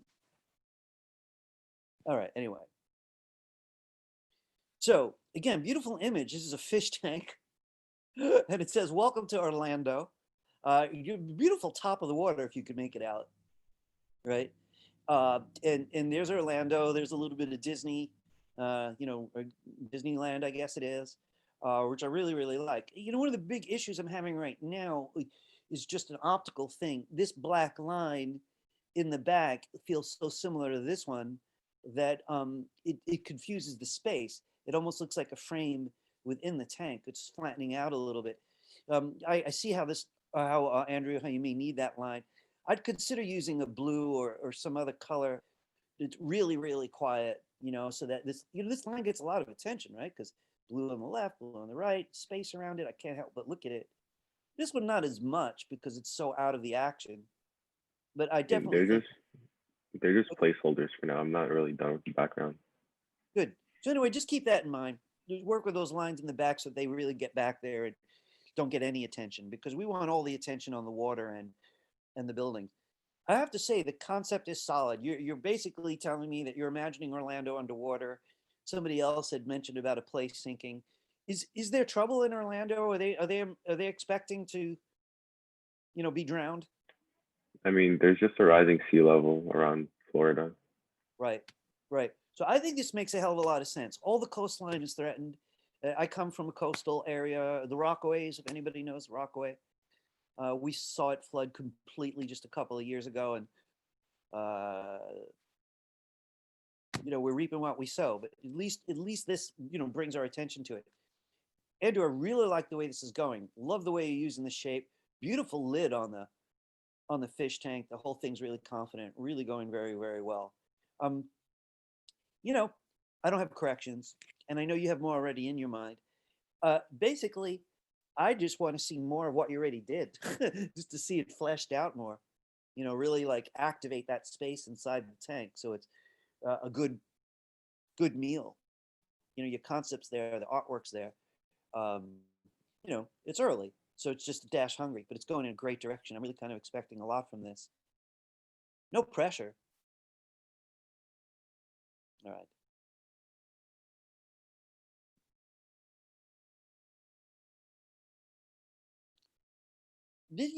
Alessandra, I want to tell you something about this that might surprise you. Where are you? Oh, I see you. Hi.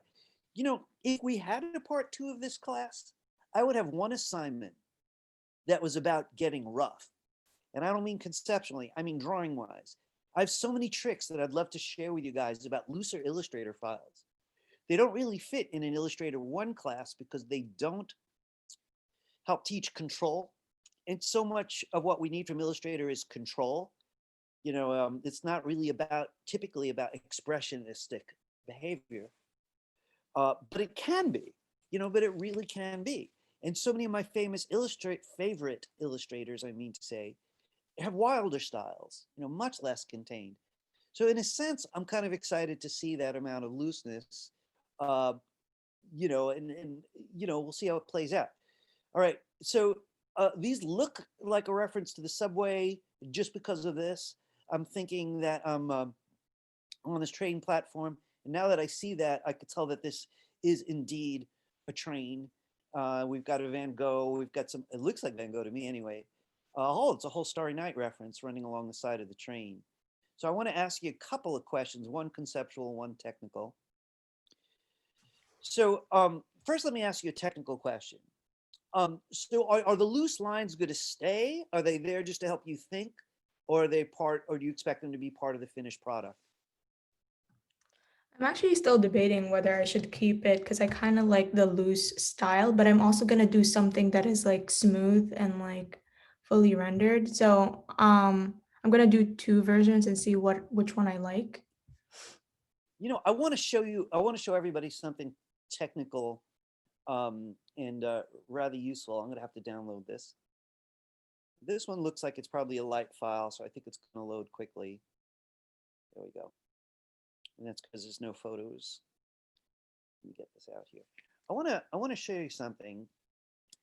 First, I got to take a quick peek and see about layers for what I want to do. So right now, there's currently 1 layer. What I'm going to do is add a layer and drag it to the bottom. I'm going to lock her layer for a minute because I want to show you guys something kind of interesting. If I used any tool, in fact, just to prove my point, I'm going to use the pencil tool. I could go on this lower layer, draw even very, very loose shapes. So this is super duper loose, right? And I'm going to show you what I could do with color on the lower layer. So give me a second here because there seemed to be more color on the upper layer than I thought.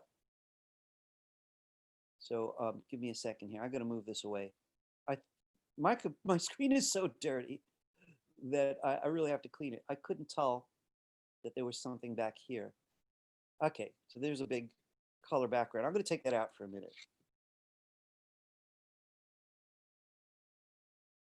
So what I'm trying to say is I could keep her drawing up here.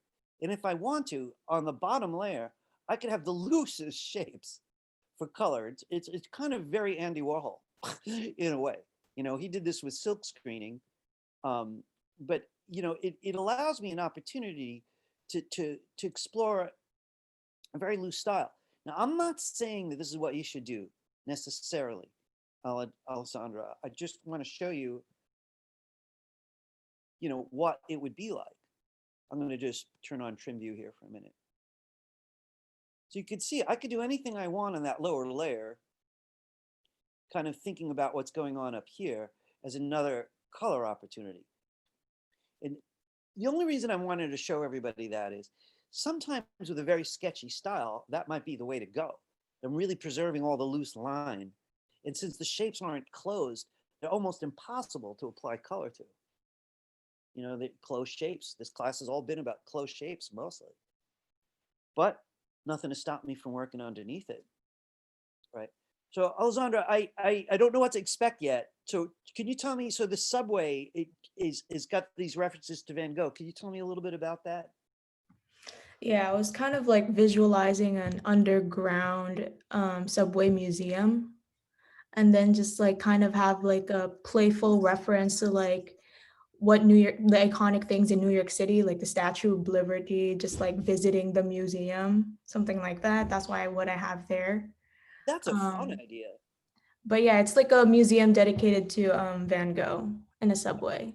It's Got it. basically it. I think your idea is a terrific idea. The sketch is very loose right now, so I really can't tell you, you know, on that level, you know, where it's at. It's, you know, obviously it looks more, you know, at this point, it still looks like you're thinking out loud, but I do like your thinking quite a bit. I think you really got to go for it. The idea is fun. It's distinctly a reimagining. Fits tightly fit with the project.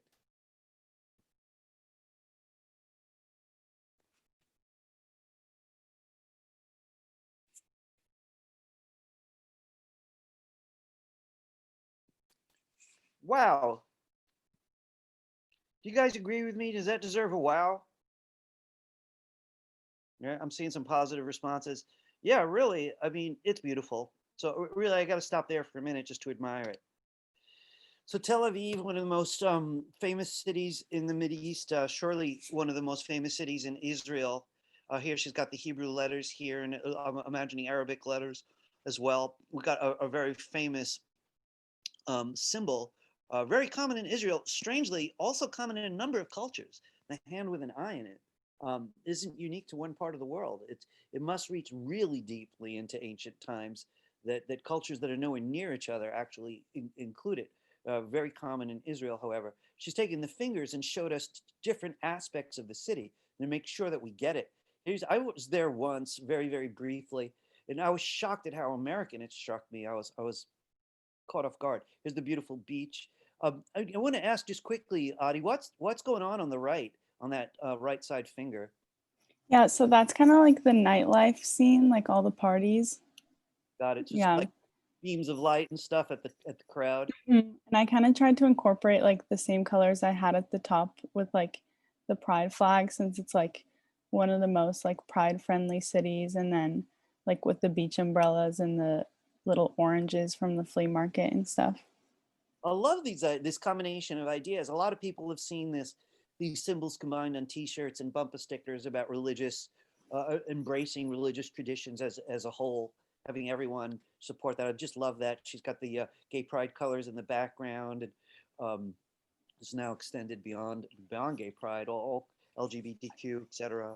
So Yeah, I wanted it to be kind of like everything coming together, because like the hand, the Hamsa, it kind of just symbolizes like protecting against the evil eye and like just everything coming together.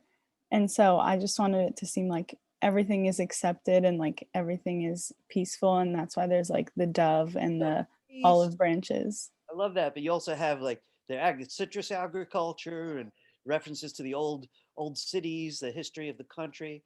It's really rather complete. I have to say, it's a beautiful thing. I'm not, you know, I have to say, there's not a whole lot I would ask for on this, and I don't want people to think I'm being absurdly greedy looking at this. There's only two things at the moment that draw my attention that I'd like to see changed on my end. You might have things you want to see. I'd like to see a better dove, just because the rest of it is a certain kind of graphic confidence. The dove at this point feels more like a somewhat distorted cartoon, and I don't mean that in a bad way. I do mean that the whole style look like that. I would be able to accept that. You know, it's stretchy, so it looks rather simple when it really doesn't have that icon-like, cannot doubt it, kind of shapy vibe that the rest of the image has. So I would probably reconsider that. Also about the crowd, even when I zoomed in, all the arms at the club started to become evident, but even zoomed in, they weren't really as clear as they could be. So if there's any way that you could clarify that side, uh, I think that would also help a lot. So really the crowd threw me, even zooming in. The bird had figures often are the problem, I have to admit, in student work specifically. Beautiful landscapes, beautiful interiors, beautiful objects, questionable figures. And that I'm extending that to birds right now. I have to say it's a fabulous assignment. You got a lot of support from the group. Just fix a couple things for me, and I think you're in great shape. Really Thank you. welcome. I have to say, it's so interesting, different feelings that people have when talking about that particular country. I find myself very interested in these Muslim Jewish groups that have developed. There was one of all women, just Muslim and Jewish women, um, gathered into this large activist group to help bring peace to the Middle East, and they did massive marches, and it was beautiful. It's something we really need to see. Really, all the countries around the world, like all those joining of the groups. I live in a neighborhood that's so crazy integrated. People love to talk about it. All these different cultures are on the same blocks, and I figure, like in that part of the world, there's a lot of integration, and I love to hear young people talk about it, make art about it. So this year I'm not going to zoom back yet because obviously it's early in its development. But there's some really interesting things. I'm sure Anna's got people's attention here. So I just want to verify something with her that I'm pretty confident of, but I just want to ask. Anna, where are you? Right Oh, I here. see you. Yeah, you can't wave your hand. I recognize that. So this is all in Adobe Illustrator. Yes. And I'm pointing that out because it's very painterly, right? And you could That's what I was tell. trying to do. Say that again. That's what I was trying to make it look like a painting. And you're achieving it. So I just want to say a few things to everybody in here. One of the main reasons why I could not focus on their techniques, anything like this, in the class is because it's not the kind of thing a person should do until they've had some time. And she's had a few months with Illustrator. So she's learned about closed shapes and she's learned about all that stuff that made the last 3 projects possible. But after a certain point, it's about breaking the rules flat out. What have I missed? I got to tell you something. I've been using the program for 20 years. And every time I sit down for more than an hour, I realize something I never thought of. I was like, oh, wow, I could do this. And it just changes the map. Yesterday was a day like that. So this is a very experimental piece that I have to endorse, especially for this project. I would have given her a hard time with this technique on earlier projects, but not this one. I want to just ask you something else. Where are we? It's a city in DR. It's called Santiago de los Caballeros. Got you. So I want to ask you something. Why is the painterly look directly related to how you feel about the Dominican Republic, or it's just something you wanted to try? In the DR, there's a bunch of murals with paintings that have like that color theme and that, I don't know, that kind of style. So I wanted to incorporate that with the monument, which is what represents the city. Got it. And I wanted to make it look like a painting because there's so many paintings around the city. But Yeah, also I'm missing a bunch of things still. But okay, I was experimenting with like the background and how it was gonna look. Got it. Got it. So so tell me a little bit more about what you want to reinvent other than style, the painterly style. How are you going to change your reference to this place? What are you adding from your imagination other than the style? I should probably add more things that represent like the city, such as food, the way that people dress, probably. I don't know, add some more things. I'm still thinking about it. I'm not Got it. sure, but yeah, because I'm not gonna leave it like that, just like a monument. Oh, I understand that. So listen, I want to throw a couple things at you. I really do back the painterly style, right? I think that's truly interesting. I got to visit very briefly, and I was thrilled with what the art scene was like. I didn't really realize that Dominican Republic had such a lively art scene, but they really did, and some fabulous museum collections of modern art, contemporary art. And you know, a guy ignorant from Brooklyn, I had no idea that there was a modern art scene, contemporary art scene in Dominican Republic. And when I was there, I found it interesting that there is a lot of really modern stuff near really old stuff. And the same thing was true of the art. There's like beach Caribbean style art for tourists, and then there's like very serious art for modern artists, all in the same place.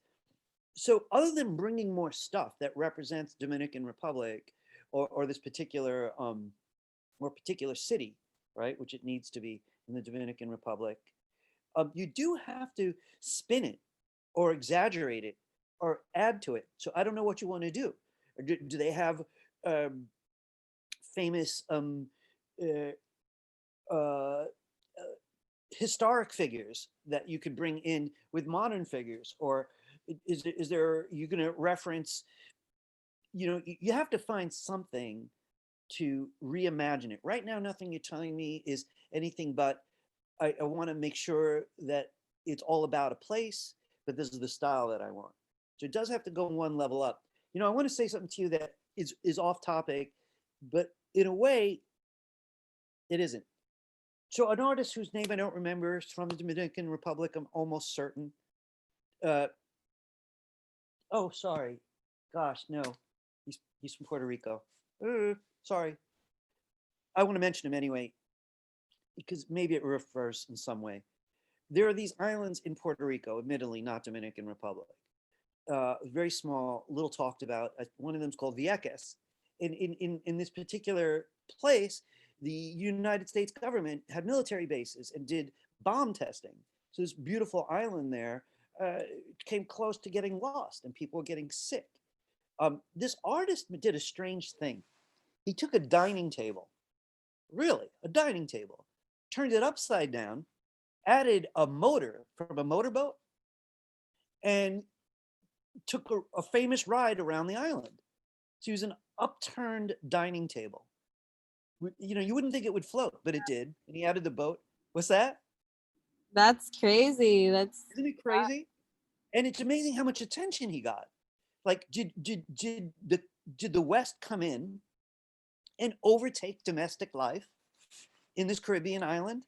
Did they come in and bully people away from a healthy lifestyle where you eat dinner with your family at a table, right? And now they're forced to circle their own island. It was a simple, elegant, bizarre statement that got the attention. It's still shown on video in movies. It's probably on YouTube. And it was a reimagining of the dining table. So I don't know. You know, I'm just telling you that story just about how artists think out of the box. So Anna, I love the style. I want to see what you come up with as regards content. Okay, thank you. Now, guys, did I skip anybody? Please tell me now. I'm happy to stop. Oh, did I? Mine that you downloaded. I downloaded it. I said I wouldn't forget, and then I did. All right, I think I got you right here.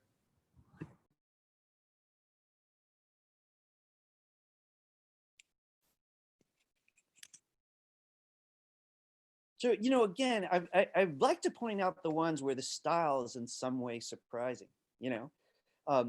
It's simple and it's elegant, and she's holding the whole city is being held up in hands in Detroit. And here's some beautiful brush marks here. And in all cases, wherever there's a line, the line is given some love. They're not obvious. There's a lot of closed shapes. She's, you know, describing the architecture of Detroit. I've never been to Detroit, but she's letting us know, you know, the place with lots of landmarks, interesting palette, very confident drawing.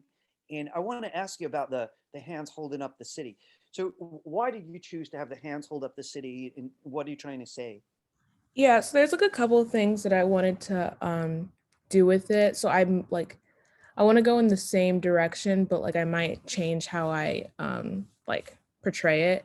But basically the idea was there's like kind of like a saying like around like in the suburbs of Detroit. People say like, oh, like Detroit's coming up and whatnot because in the riots back in the 60s, I believe, it kind of basically destroyed the city. And there's been a really Hold on one bad second. Hold connotation. your thought. Don't lose that thought. Hey, oh, hey, come on. I'm sorry. It's okay. But there's basically kind of like a bad connotation of the city now. A lot of people say that it's like super dangerous, even though it's like not even one of the most dangerous cities in the world. People don't want to go there and whatnot. But the downtown area has been like coming up, sort of. But I think the problem is it's like becoming very gentrified. So my idea behind it was that there's still like a lot of Black families there, a lot of families of color that are still living there, but it's kind of being overshadowed by the gentrified downtown area. And instead of like the city bringing up the current residents, they're just bringing up the whole gentrification part and just bringing up the downtown area. So kind of what I wanted to do was also have like another part of the like picture to kind of show that other part of the city that people don't really pay attention to, but I just didn't really get around. Like I was having really bad like artist block. I couldn't really figure out how I wanted to portray that. So it might be different next week, but Well, you don't this want is to kind of say where I it. leave it. I'm so glad to ask. And you know, really, in my dream world, this group would be 2 classes, so I could have more time to just listen to you. What you said is so intelligent and really helps me see what your goals are.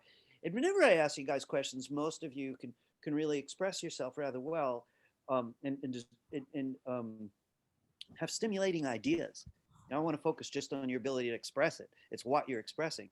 But that's a mouthful of ideas, very hard to describe visually. I was hoping that the brown hands were a reference, uh, other than like I'm just tired of generic hands being white all the time. You know, if you guys don't mind talked about it. You know, whenever you're in a country that was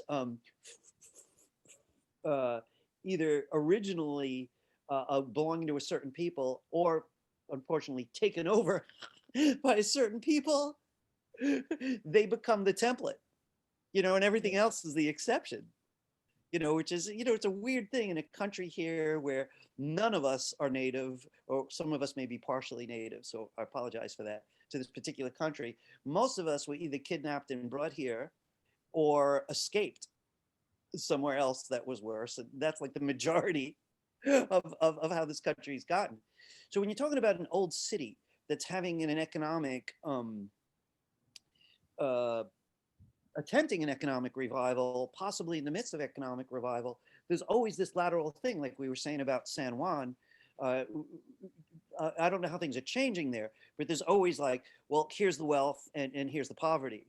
And so often in cities, they're like this, you know, and sometimes it is a racial divide, sometimes it isn't. So the thing is, I don't know. It's hard to express all of that. You know, I know you want to say something about a city that's either changing or has the potential to change. A city that represents a very large minority in this country, right? It's a minority, but it's a large minority.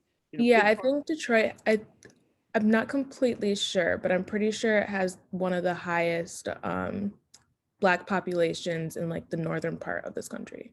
Or yeah. and I'm glad to see you making some art that actually includes that concept. You know, I just want to say something. You know, my family is wildly mixed, right? So we've got every racial group between my wife and I. And we're kind of proud of that, actually. But frankly, it's all her side. Yeah, she's the side that's everything, and I'm just this one, you know, little addition to it. You know what I mean? But like, you know, because of that, though, they're always shocked that we're even a minority. They forget, because like in New York's one of the one places where I'm not a minority. You know, but in the world, I'm something like one in like several thousand people has my background, and it's hard to talk about, and especially in a diverse group where no one really wants to get into that.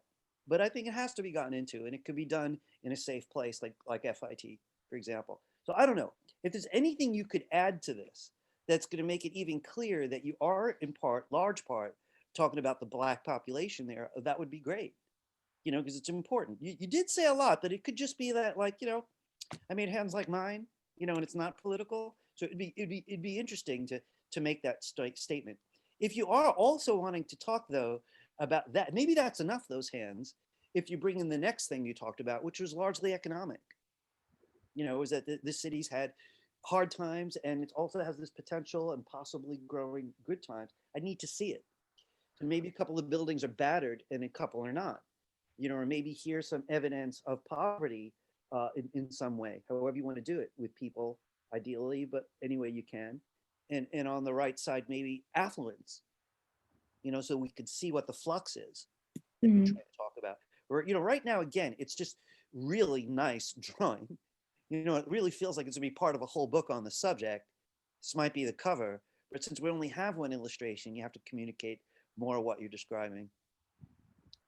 Nice start, really. Thank you. You're welcome.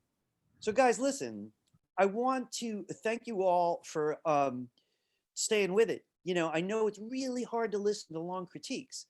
I would say in a typical class, half the class loves critiques because they know you never hear people talk in this much detail about art. You could learn techniques from YouTube, if you found the right sources, yeah.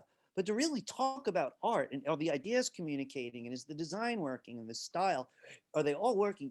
You need these conversations. And frankly, you may never have them again after school. They happen more and more rarely the further you get from college and college age. So those of you who managed to stay alert, those of you who managed to look alert, I'll give you half. Some of you are passing out. I don't really blame you. Let's go ahead. We're going to take that break. Now, I have stuff I wanted to cover with you, and you all need a break, but I'm going to have to make it short. Let's come back right at 11:25, all right? Whatever I can't squeeze in today, that's okay. I'll bump it to next week. None of it's that intense.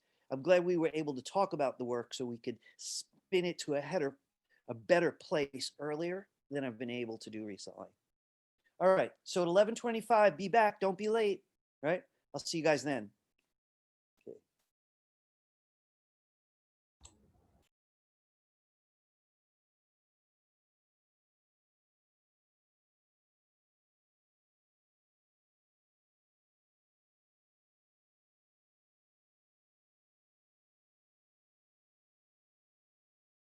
Not. How about now? Yeah. All right.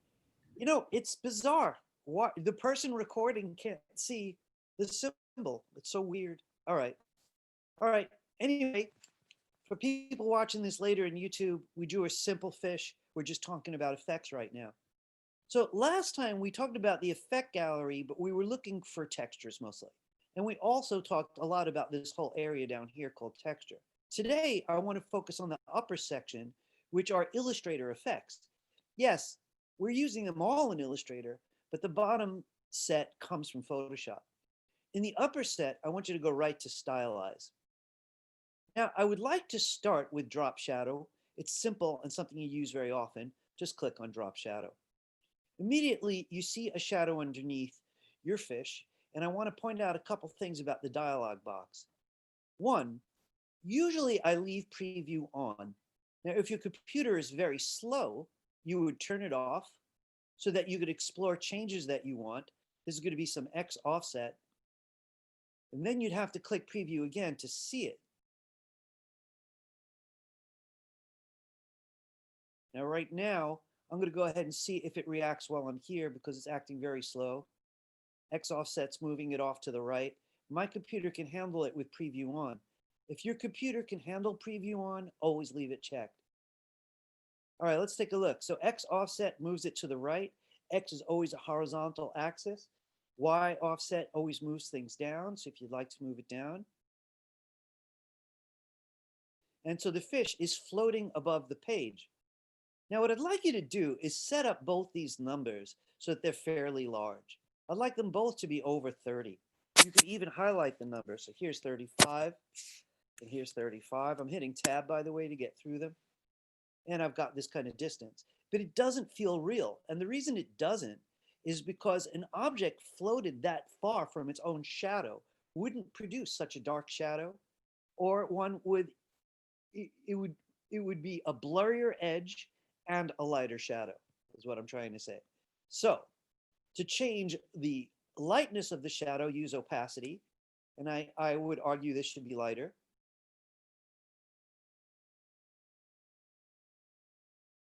and it's getting more believable. I would also argue that it needs to be blurrier. Now this gets interesting because when you get very blurry, you're not seeing the contour anymore, but it's exceptionally realistic. So don't be afraid of over blurring so that the contour of your shadow is lost. The choice is yours. I want to mention one more thing about drop shadows.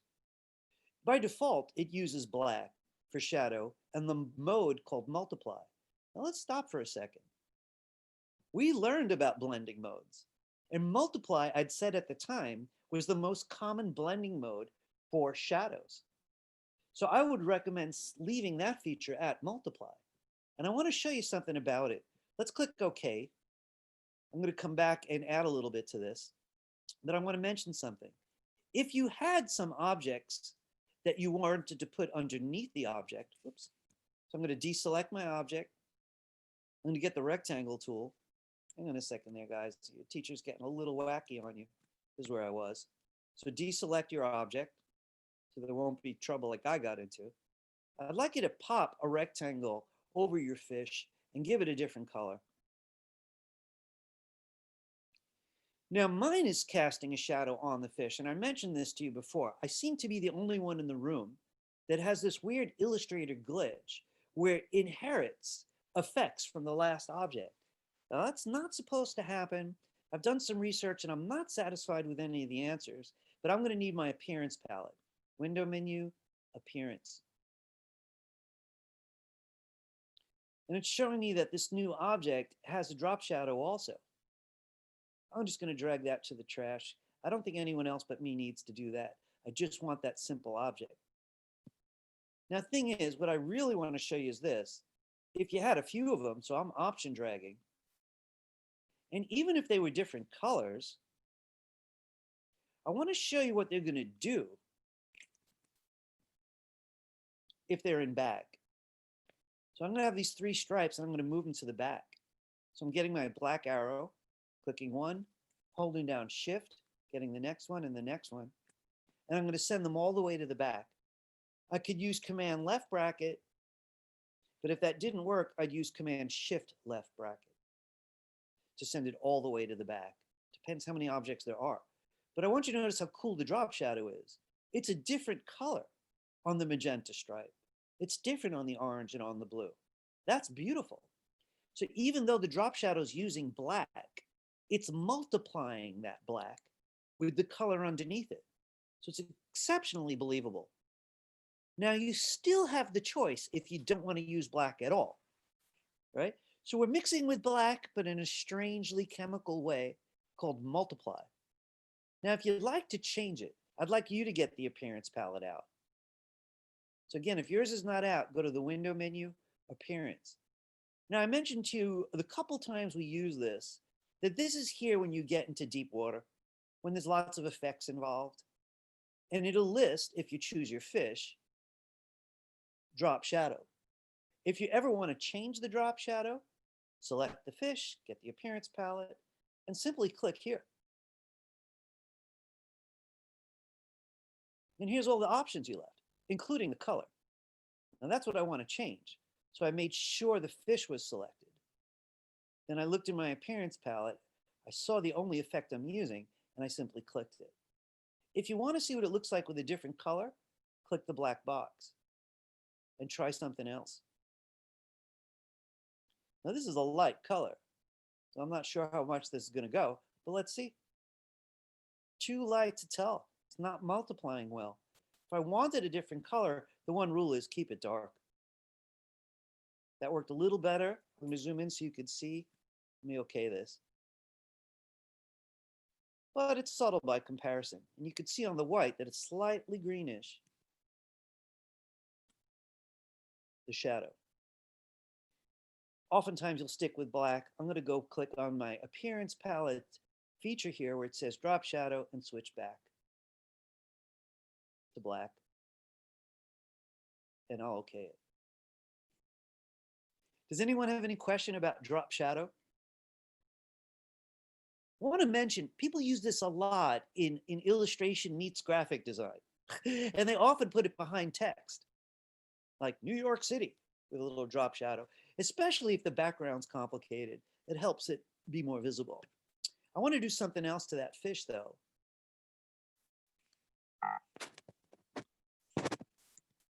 So make sure the fish is selected. Let's go back to the effect menu. Stylize. I want to show you inner glow. Now I got to admit, I'm not the biggest fan of this, except with a hack that I really like. So let's try inner glow first, the way it's supposed to be. And mine's acting really weird, right? This is my inner glow. It's not really acting very inner. So I want to cancel out of here and just see what's going on. Maybe I shouldn't be down here. I just want to see if that has any effect on it. Just clicked up here. I don't think it does, but I just want to see for myself. No, not at all. So let's see. I want to see what could be causing that. It wouldn't be opacity. Just want to see what's happening. Odd. That should be on the inside of the object, not way out there. Hey, I want to ask you guys a quick question. Is your inner glow inside your fish? Some people nodding yes. No. No.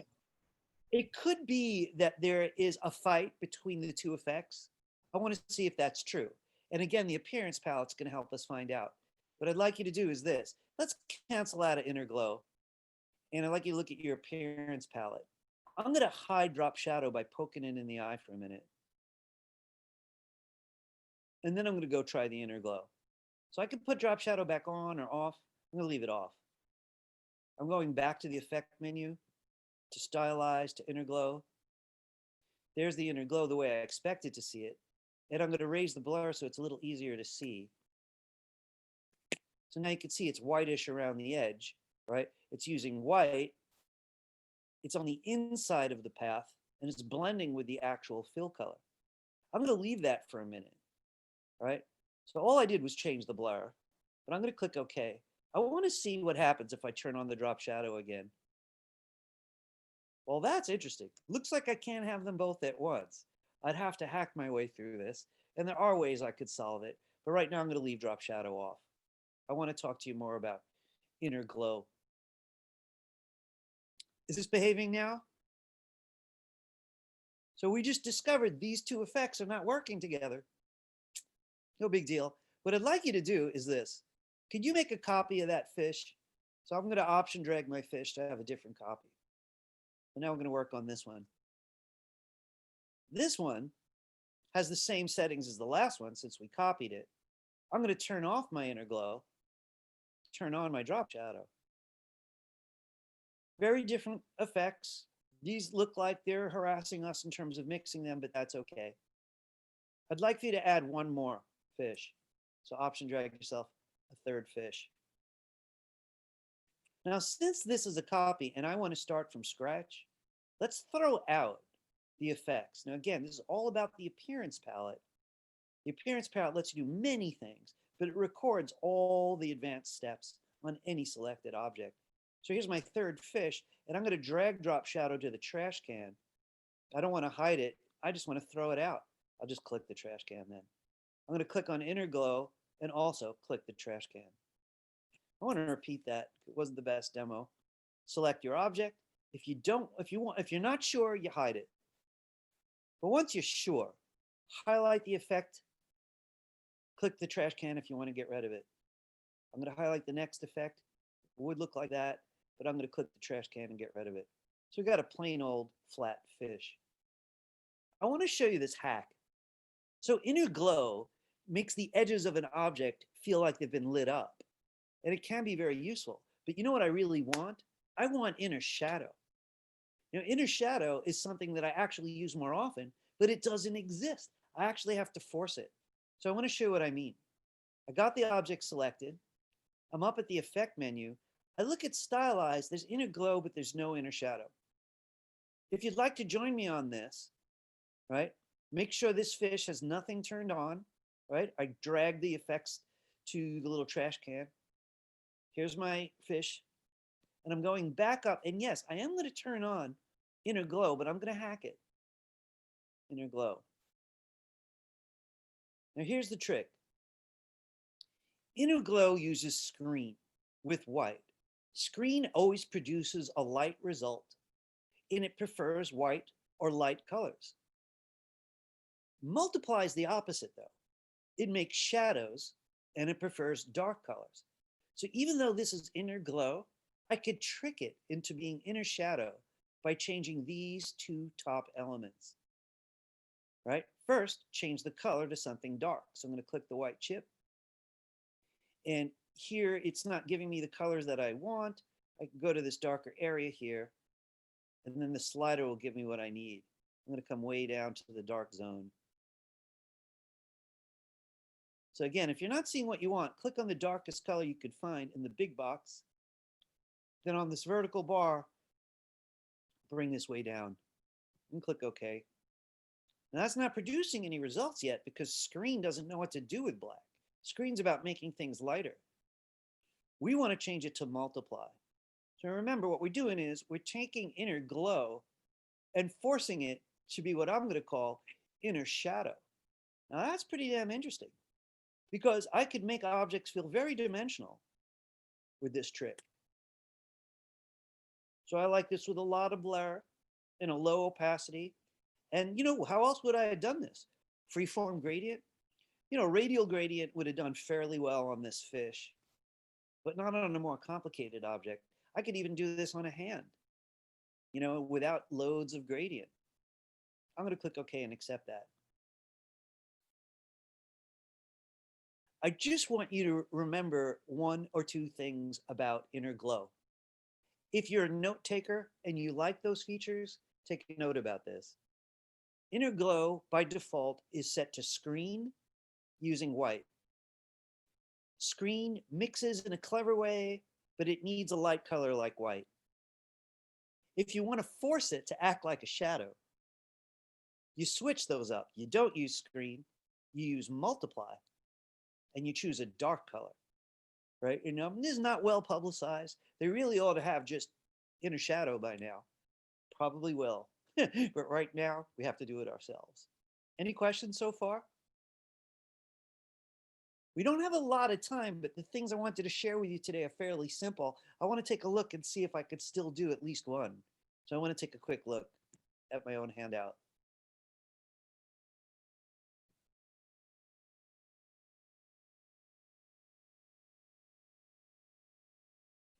You know, I want to talk to you about this distort feature, but if I had to bump anything to next week, it might be this one. I think I want to go to the blend tool next, and I want to just say a little bit about this tool. You know something? The blend tool is incredibly cool. You're going to see it, and I'm sure you're going to be like, wow, is that cool? But whether you're actually going to use it, I'm just not sure. You know, I do a lot of Illustrator, and I don't use this tool very often. And yet, it's fairly popular. So I want to show you what it does, and you can judge for yourself if you think it's useful. One of the most popular ways to use it is to create a fake 3D effect. I want to make a loaf of bread. So what we need is one slice that's shaped like a slice of bread. And I want it to be a cliche, you know, Wonder Bread shape. So I want to walk us through this. Let's get back to Illustrator. And if your fish are taking too much room, just open a new document.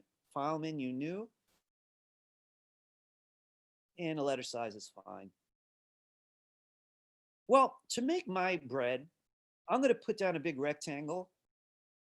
And I'm temporarily going to just fill it with a simple yellow. But then I think I'm going to see if the ellipse tool can help. Because what I really would like is it to be shaped a little bit more like this, but I'm going to fuse the two. I think it'll get me that kind of, you know, cliche, iconic bread slice, you know, the symbol of a bread slice. But I'm going to have to merge these two. So we're back to the pathfinders, right? So I'm going to go to my window menu and get my pathfinders out.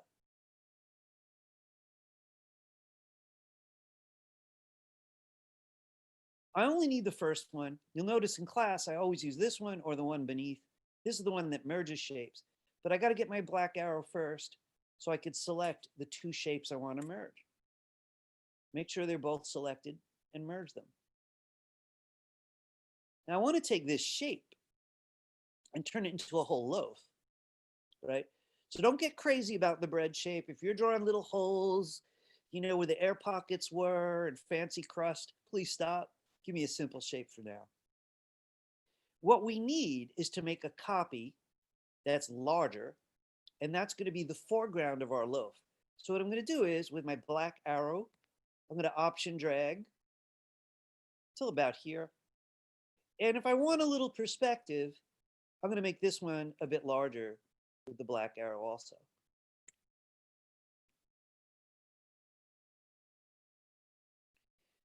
Now, I want to change the two slices so that the one in back is darker. It's receding into the atmosphere, right? So now that you've got two, with your black arrow, select the one in the back and make it darker. And I like the color palette for this. It knows the current fill color, right? And I can make it darker by adding other colors to it until I like it. I'm okay with this color, so I'm going to leave it. The next thing I want to do to prepare is I'd like both those shapes to have no stroke. Now you'll see what a stroke will do in a few minutes, right? But it's often wisest to use this technique with no stroke when you start. So I'm going to select one, bring the stroke box in front, anywhere I see it, and click color of none. I'm going to get the other one, and I'm going to do the same thing. Get the stroke box in front, and click color of none. We're ready to see what the blend tool does, and then we're going to modify it. Okay. I'm very curious to see what you guys think of this. The blend tool is here, and it's got a shortcut of the letter W. If you can't find it, just tap W. It should take you here. And what you do is you click the objects you want to blend. So I'm going to click this one, then I'm going to click the one behind it. I want to get my black arrow and click off of this so you can see what happened. Now there's more to do. It's not quite right. But before I go anywhere, does yours look similar to mine or very different? If it's similar, give me one of these. So I think I did mine wrong. Did you? What, Yeah. really? I want you to check something with me, Robin, okay? Could you Command Z, anyone who didn't like theirs, you know, Command Z it, get back to the two slices. I want you to go to the blend tool this time. So you Command Z to back up. I want you to double click the blend tool. We're going to come back to this, but where it says spacing, I'd like it to be set to smooth color. Then click OK. It might be set to something else, but I want smooth color now. Click OK. Make sure you don't have strokes. So if necessary, get your black arrow and choose them. But once you've got two different colors, click one with the blend tool, click the other. You good? All right, excellent. Okay, now I want to say something about this. It's cool in the sense that, well, it looks kind of like a loaf, but really not that much like a loaf. So I want to try a different trick with you, right? Can everyone get the white arrow? I'd like you to click right in front. Then I'd like you to click way in back. And I want to point something out. There's nothing in between. There's still those slices. The rest is a phantom generated by the computer. But you could change the front or the back anytime you want. And this is what I'd like you to try with me. I want you to go to the front one, bring the stroke box to the front, and choose a color for the stroke. And I'm thinking like a crust of bread. Now it looks like slices, but it's not quite right. I took the one in front and I gave it a stroke, and now the stroke is blending on its way back. But I don't really like it. So I'm going to get the stroke palette next. I'm just cleaning up some stuff. It's very messy. I want the stroke palette. And if yours is not out, go to the window menu and get the stroke palette. Just want to check that no one's locked out. No. Okay. So You got the front slice selected, and you can only do that with the white arrow because this is a group, right? The black arrow gets the whole thing. I want to make that stroke weight thicker. And you notice what an effect that has. And this might be closer to what I want, right? I'm seeing the front slice looks kind of crusty. I can click off of it and see how that goes. Kind of interesting. I'm sort of curious to see what would happen if I did the same in the back. So I could click anywhere around here and I'll see the back slice shows up, which doesn't have a stroke. What would happen if I gave it one? I'm not even sure. I'm going to give it a black stroke for a minute. And it made the back darker. I like the way it looks much better. I could use any dark color that I want. Light color too looks nice. So you could pick that stroke for yourself. I want to reiterate a couple of the main ideas. It's useful to blend two objects, especially when making an extruded object. Extruded is a term that is used often when talking about 3D. So you could take letters and extrude them, right? Whether or not you use a stroke really depends on your own experiments and what gets the results you want. I usually start without a stroke to understand what I'm getting, and then I move further. So I want to do one more of these with you kind of quick. Someone got locked out. Give me a second.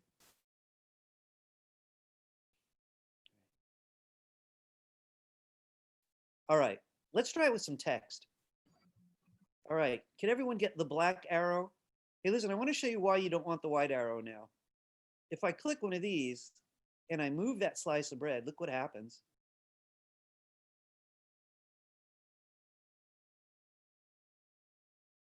Crazy. If you want to move the loaf the way you have it, get the black arrow. Click on it and just move it. I want some text. Can everyone get the type tool? Do not drag a box, right? We talked about this last class. Just click. I want one word. I'm going to write bread. So I got my type tool, my plain old type tool. I'm clicking once, and I'm going to write bread. Then I'm going to switch to the black arrow and make it very large. The black arrow is good for scaling text, but you have to hold down the shift key so it doesn't distort. Now I'm going to make some three-dimensional text, but I want a big, bold, fun font. You know, the font menu is kind of buried, right? It's like window menu and way down here, type and character. So I just memorize Command T, and I think of it as type. I want you to find a font. So I highlight it, sometimes the current font, and use my down arrow. That doesn't always work, so I'll come here. And I'm scrolling through these fonts to see if it looks like I have a lot of foreign fonts. I'm coming down further down. I'm looking for something very bold and brave. That's bold enough, but I don't particularly like it. Arial black is fine. We all have different fonts in our computers. I don't want anything too complicated for this, so maybe I should stop. Here's a good one. This is going to be the back. So what I want to do, in a second here, got a little messy. I'd like you to copy the word. So with the black arrow, select it and option drag. I want you to make the new one bigger. So I'm still using the black arrow, but I'm going to hold down shift. Now you kind of know these colors are going to blend. So I'd like you to deselect and pick a color for the one in the back. And again, I'm going to go with a dark color, but that was a stroke by accident. I want to make sure the fill box is in front. And then pick a dark color.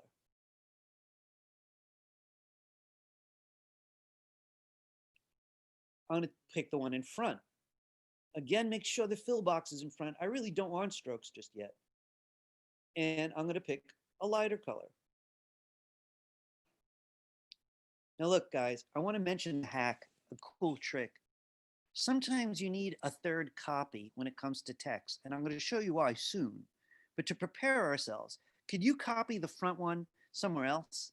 So I'm gonna option drag the one in front and just store this one up here. I'm gonna need it soon, but not right now. All right, so if this text has no stroke, the other one also has no stroke, I think we're ready for this tool, the blend tool. So click one of them, then click the other one. Now here's the issue. Text doesn't do well with smooth. Now I don't know if this is documented, but I've seen this problem many times. So I'm gonna have to fake my own smooth, and it's easy. What I'd like for you to do is Command Z. Command Z. And this time, before you use the blend tool, can you double click it? Smooth isn't working on our text. It was fine on the loaf, but I'm gonna click it and I'm gonna use specified steps. And I'm gonna crank this up with a big number. I'm gonna suggest 60. It's gonna make 60 copies, sort of. You know, they're gonna create the illusion that we're after. So it was set to smooth. It didn't work for us. So we changed it to specified steps. We typed in 60. You click OK. Every time you use the tool now, it's going to be set that way. So let's click the front text and the back text. You see this technique all over the place. The only reason that I wanted to save one was this really makes it hard to read. You would think the stroke would help, but maybe I don't want a stroke. I could get the white arrow like I did with the loaf, select the front and give it a stroke, but I don't think I'm going to like it. That's not really what I want. So instead, I prepared this one.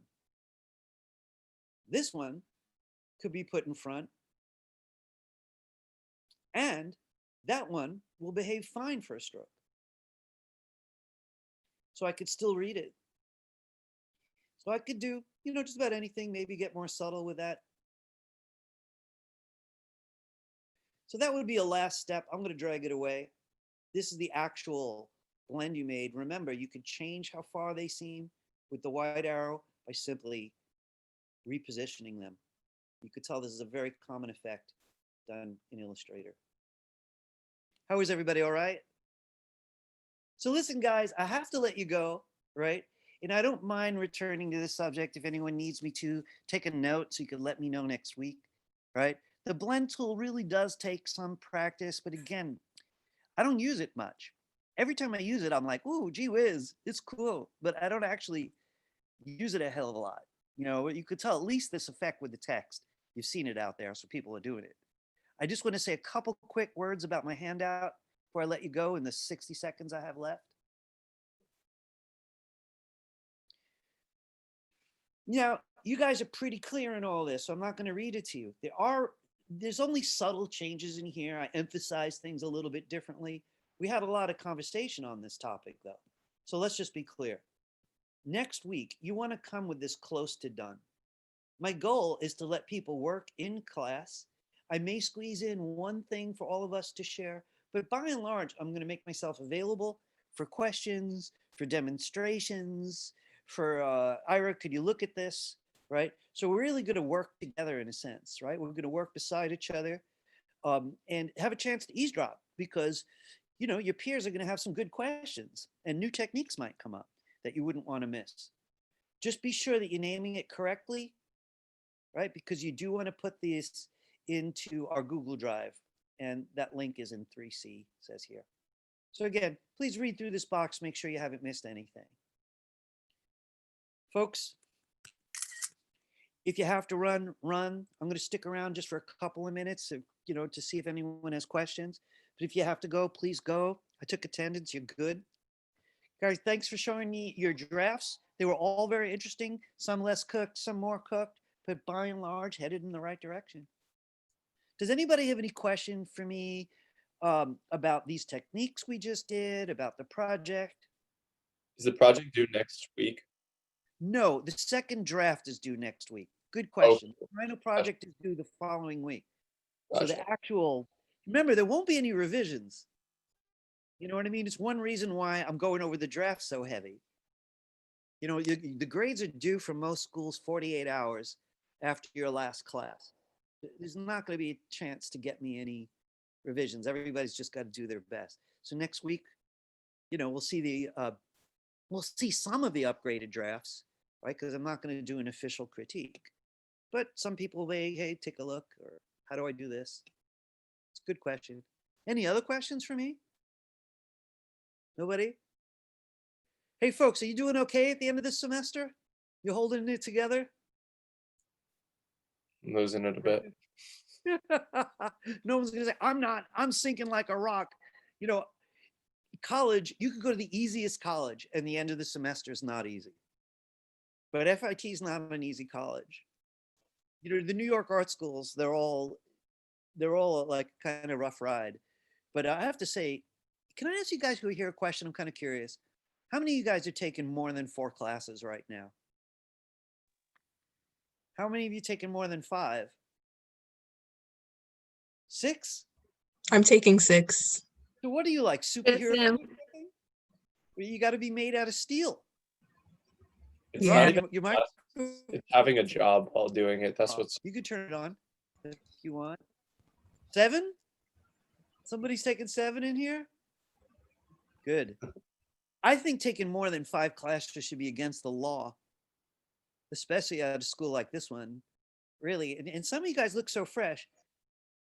I hope you don't mind my saying, none of you look that fresh at 10 after 9 when my class starts.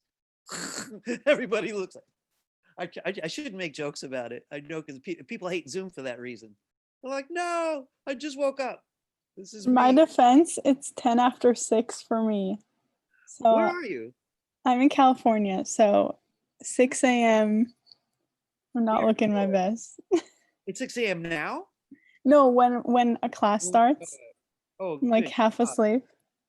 All right, that's convincing defense. Are the rest of you in New York now? Yeah, I'm in New York. Got it. Because Yeah, I had a few students in Japan last semester.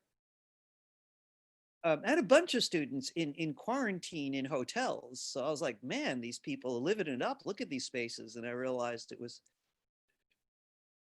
it wasn't wild wealth.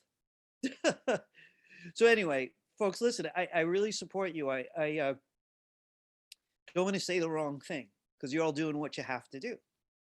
But I've been a little outspoken at FIT about the number of classes our students take, considering how much homework we give. You guys have muscle to beat the band. Lots of art muscle. Really, I don't think I would have made it out of college. I went to SVA. It was not pretty, but we didn't take 7 classes. Like 5 was considered a lot. So anyway, folks, let me let you go. Right, I know everybody's got plenty to do, especially with all those classes. I'll see you all next week. I'll be checking my email as often as I can. Nobody has a last question for me? all good. No? All right, I'll see you all. See you, Carly. See you, Levi. See you, Bye. Miles. See you, Right. Bye. Bye, Evan, Professor. Anna, Take care. Julia, Kanaya. Next class. Bye. Bye-bye.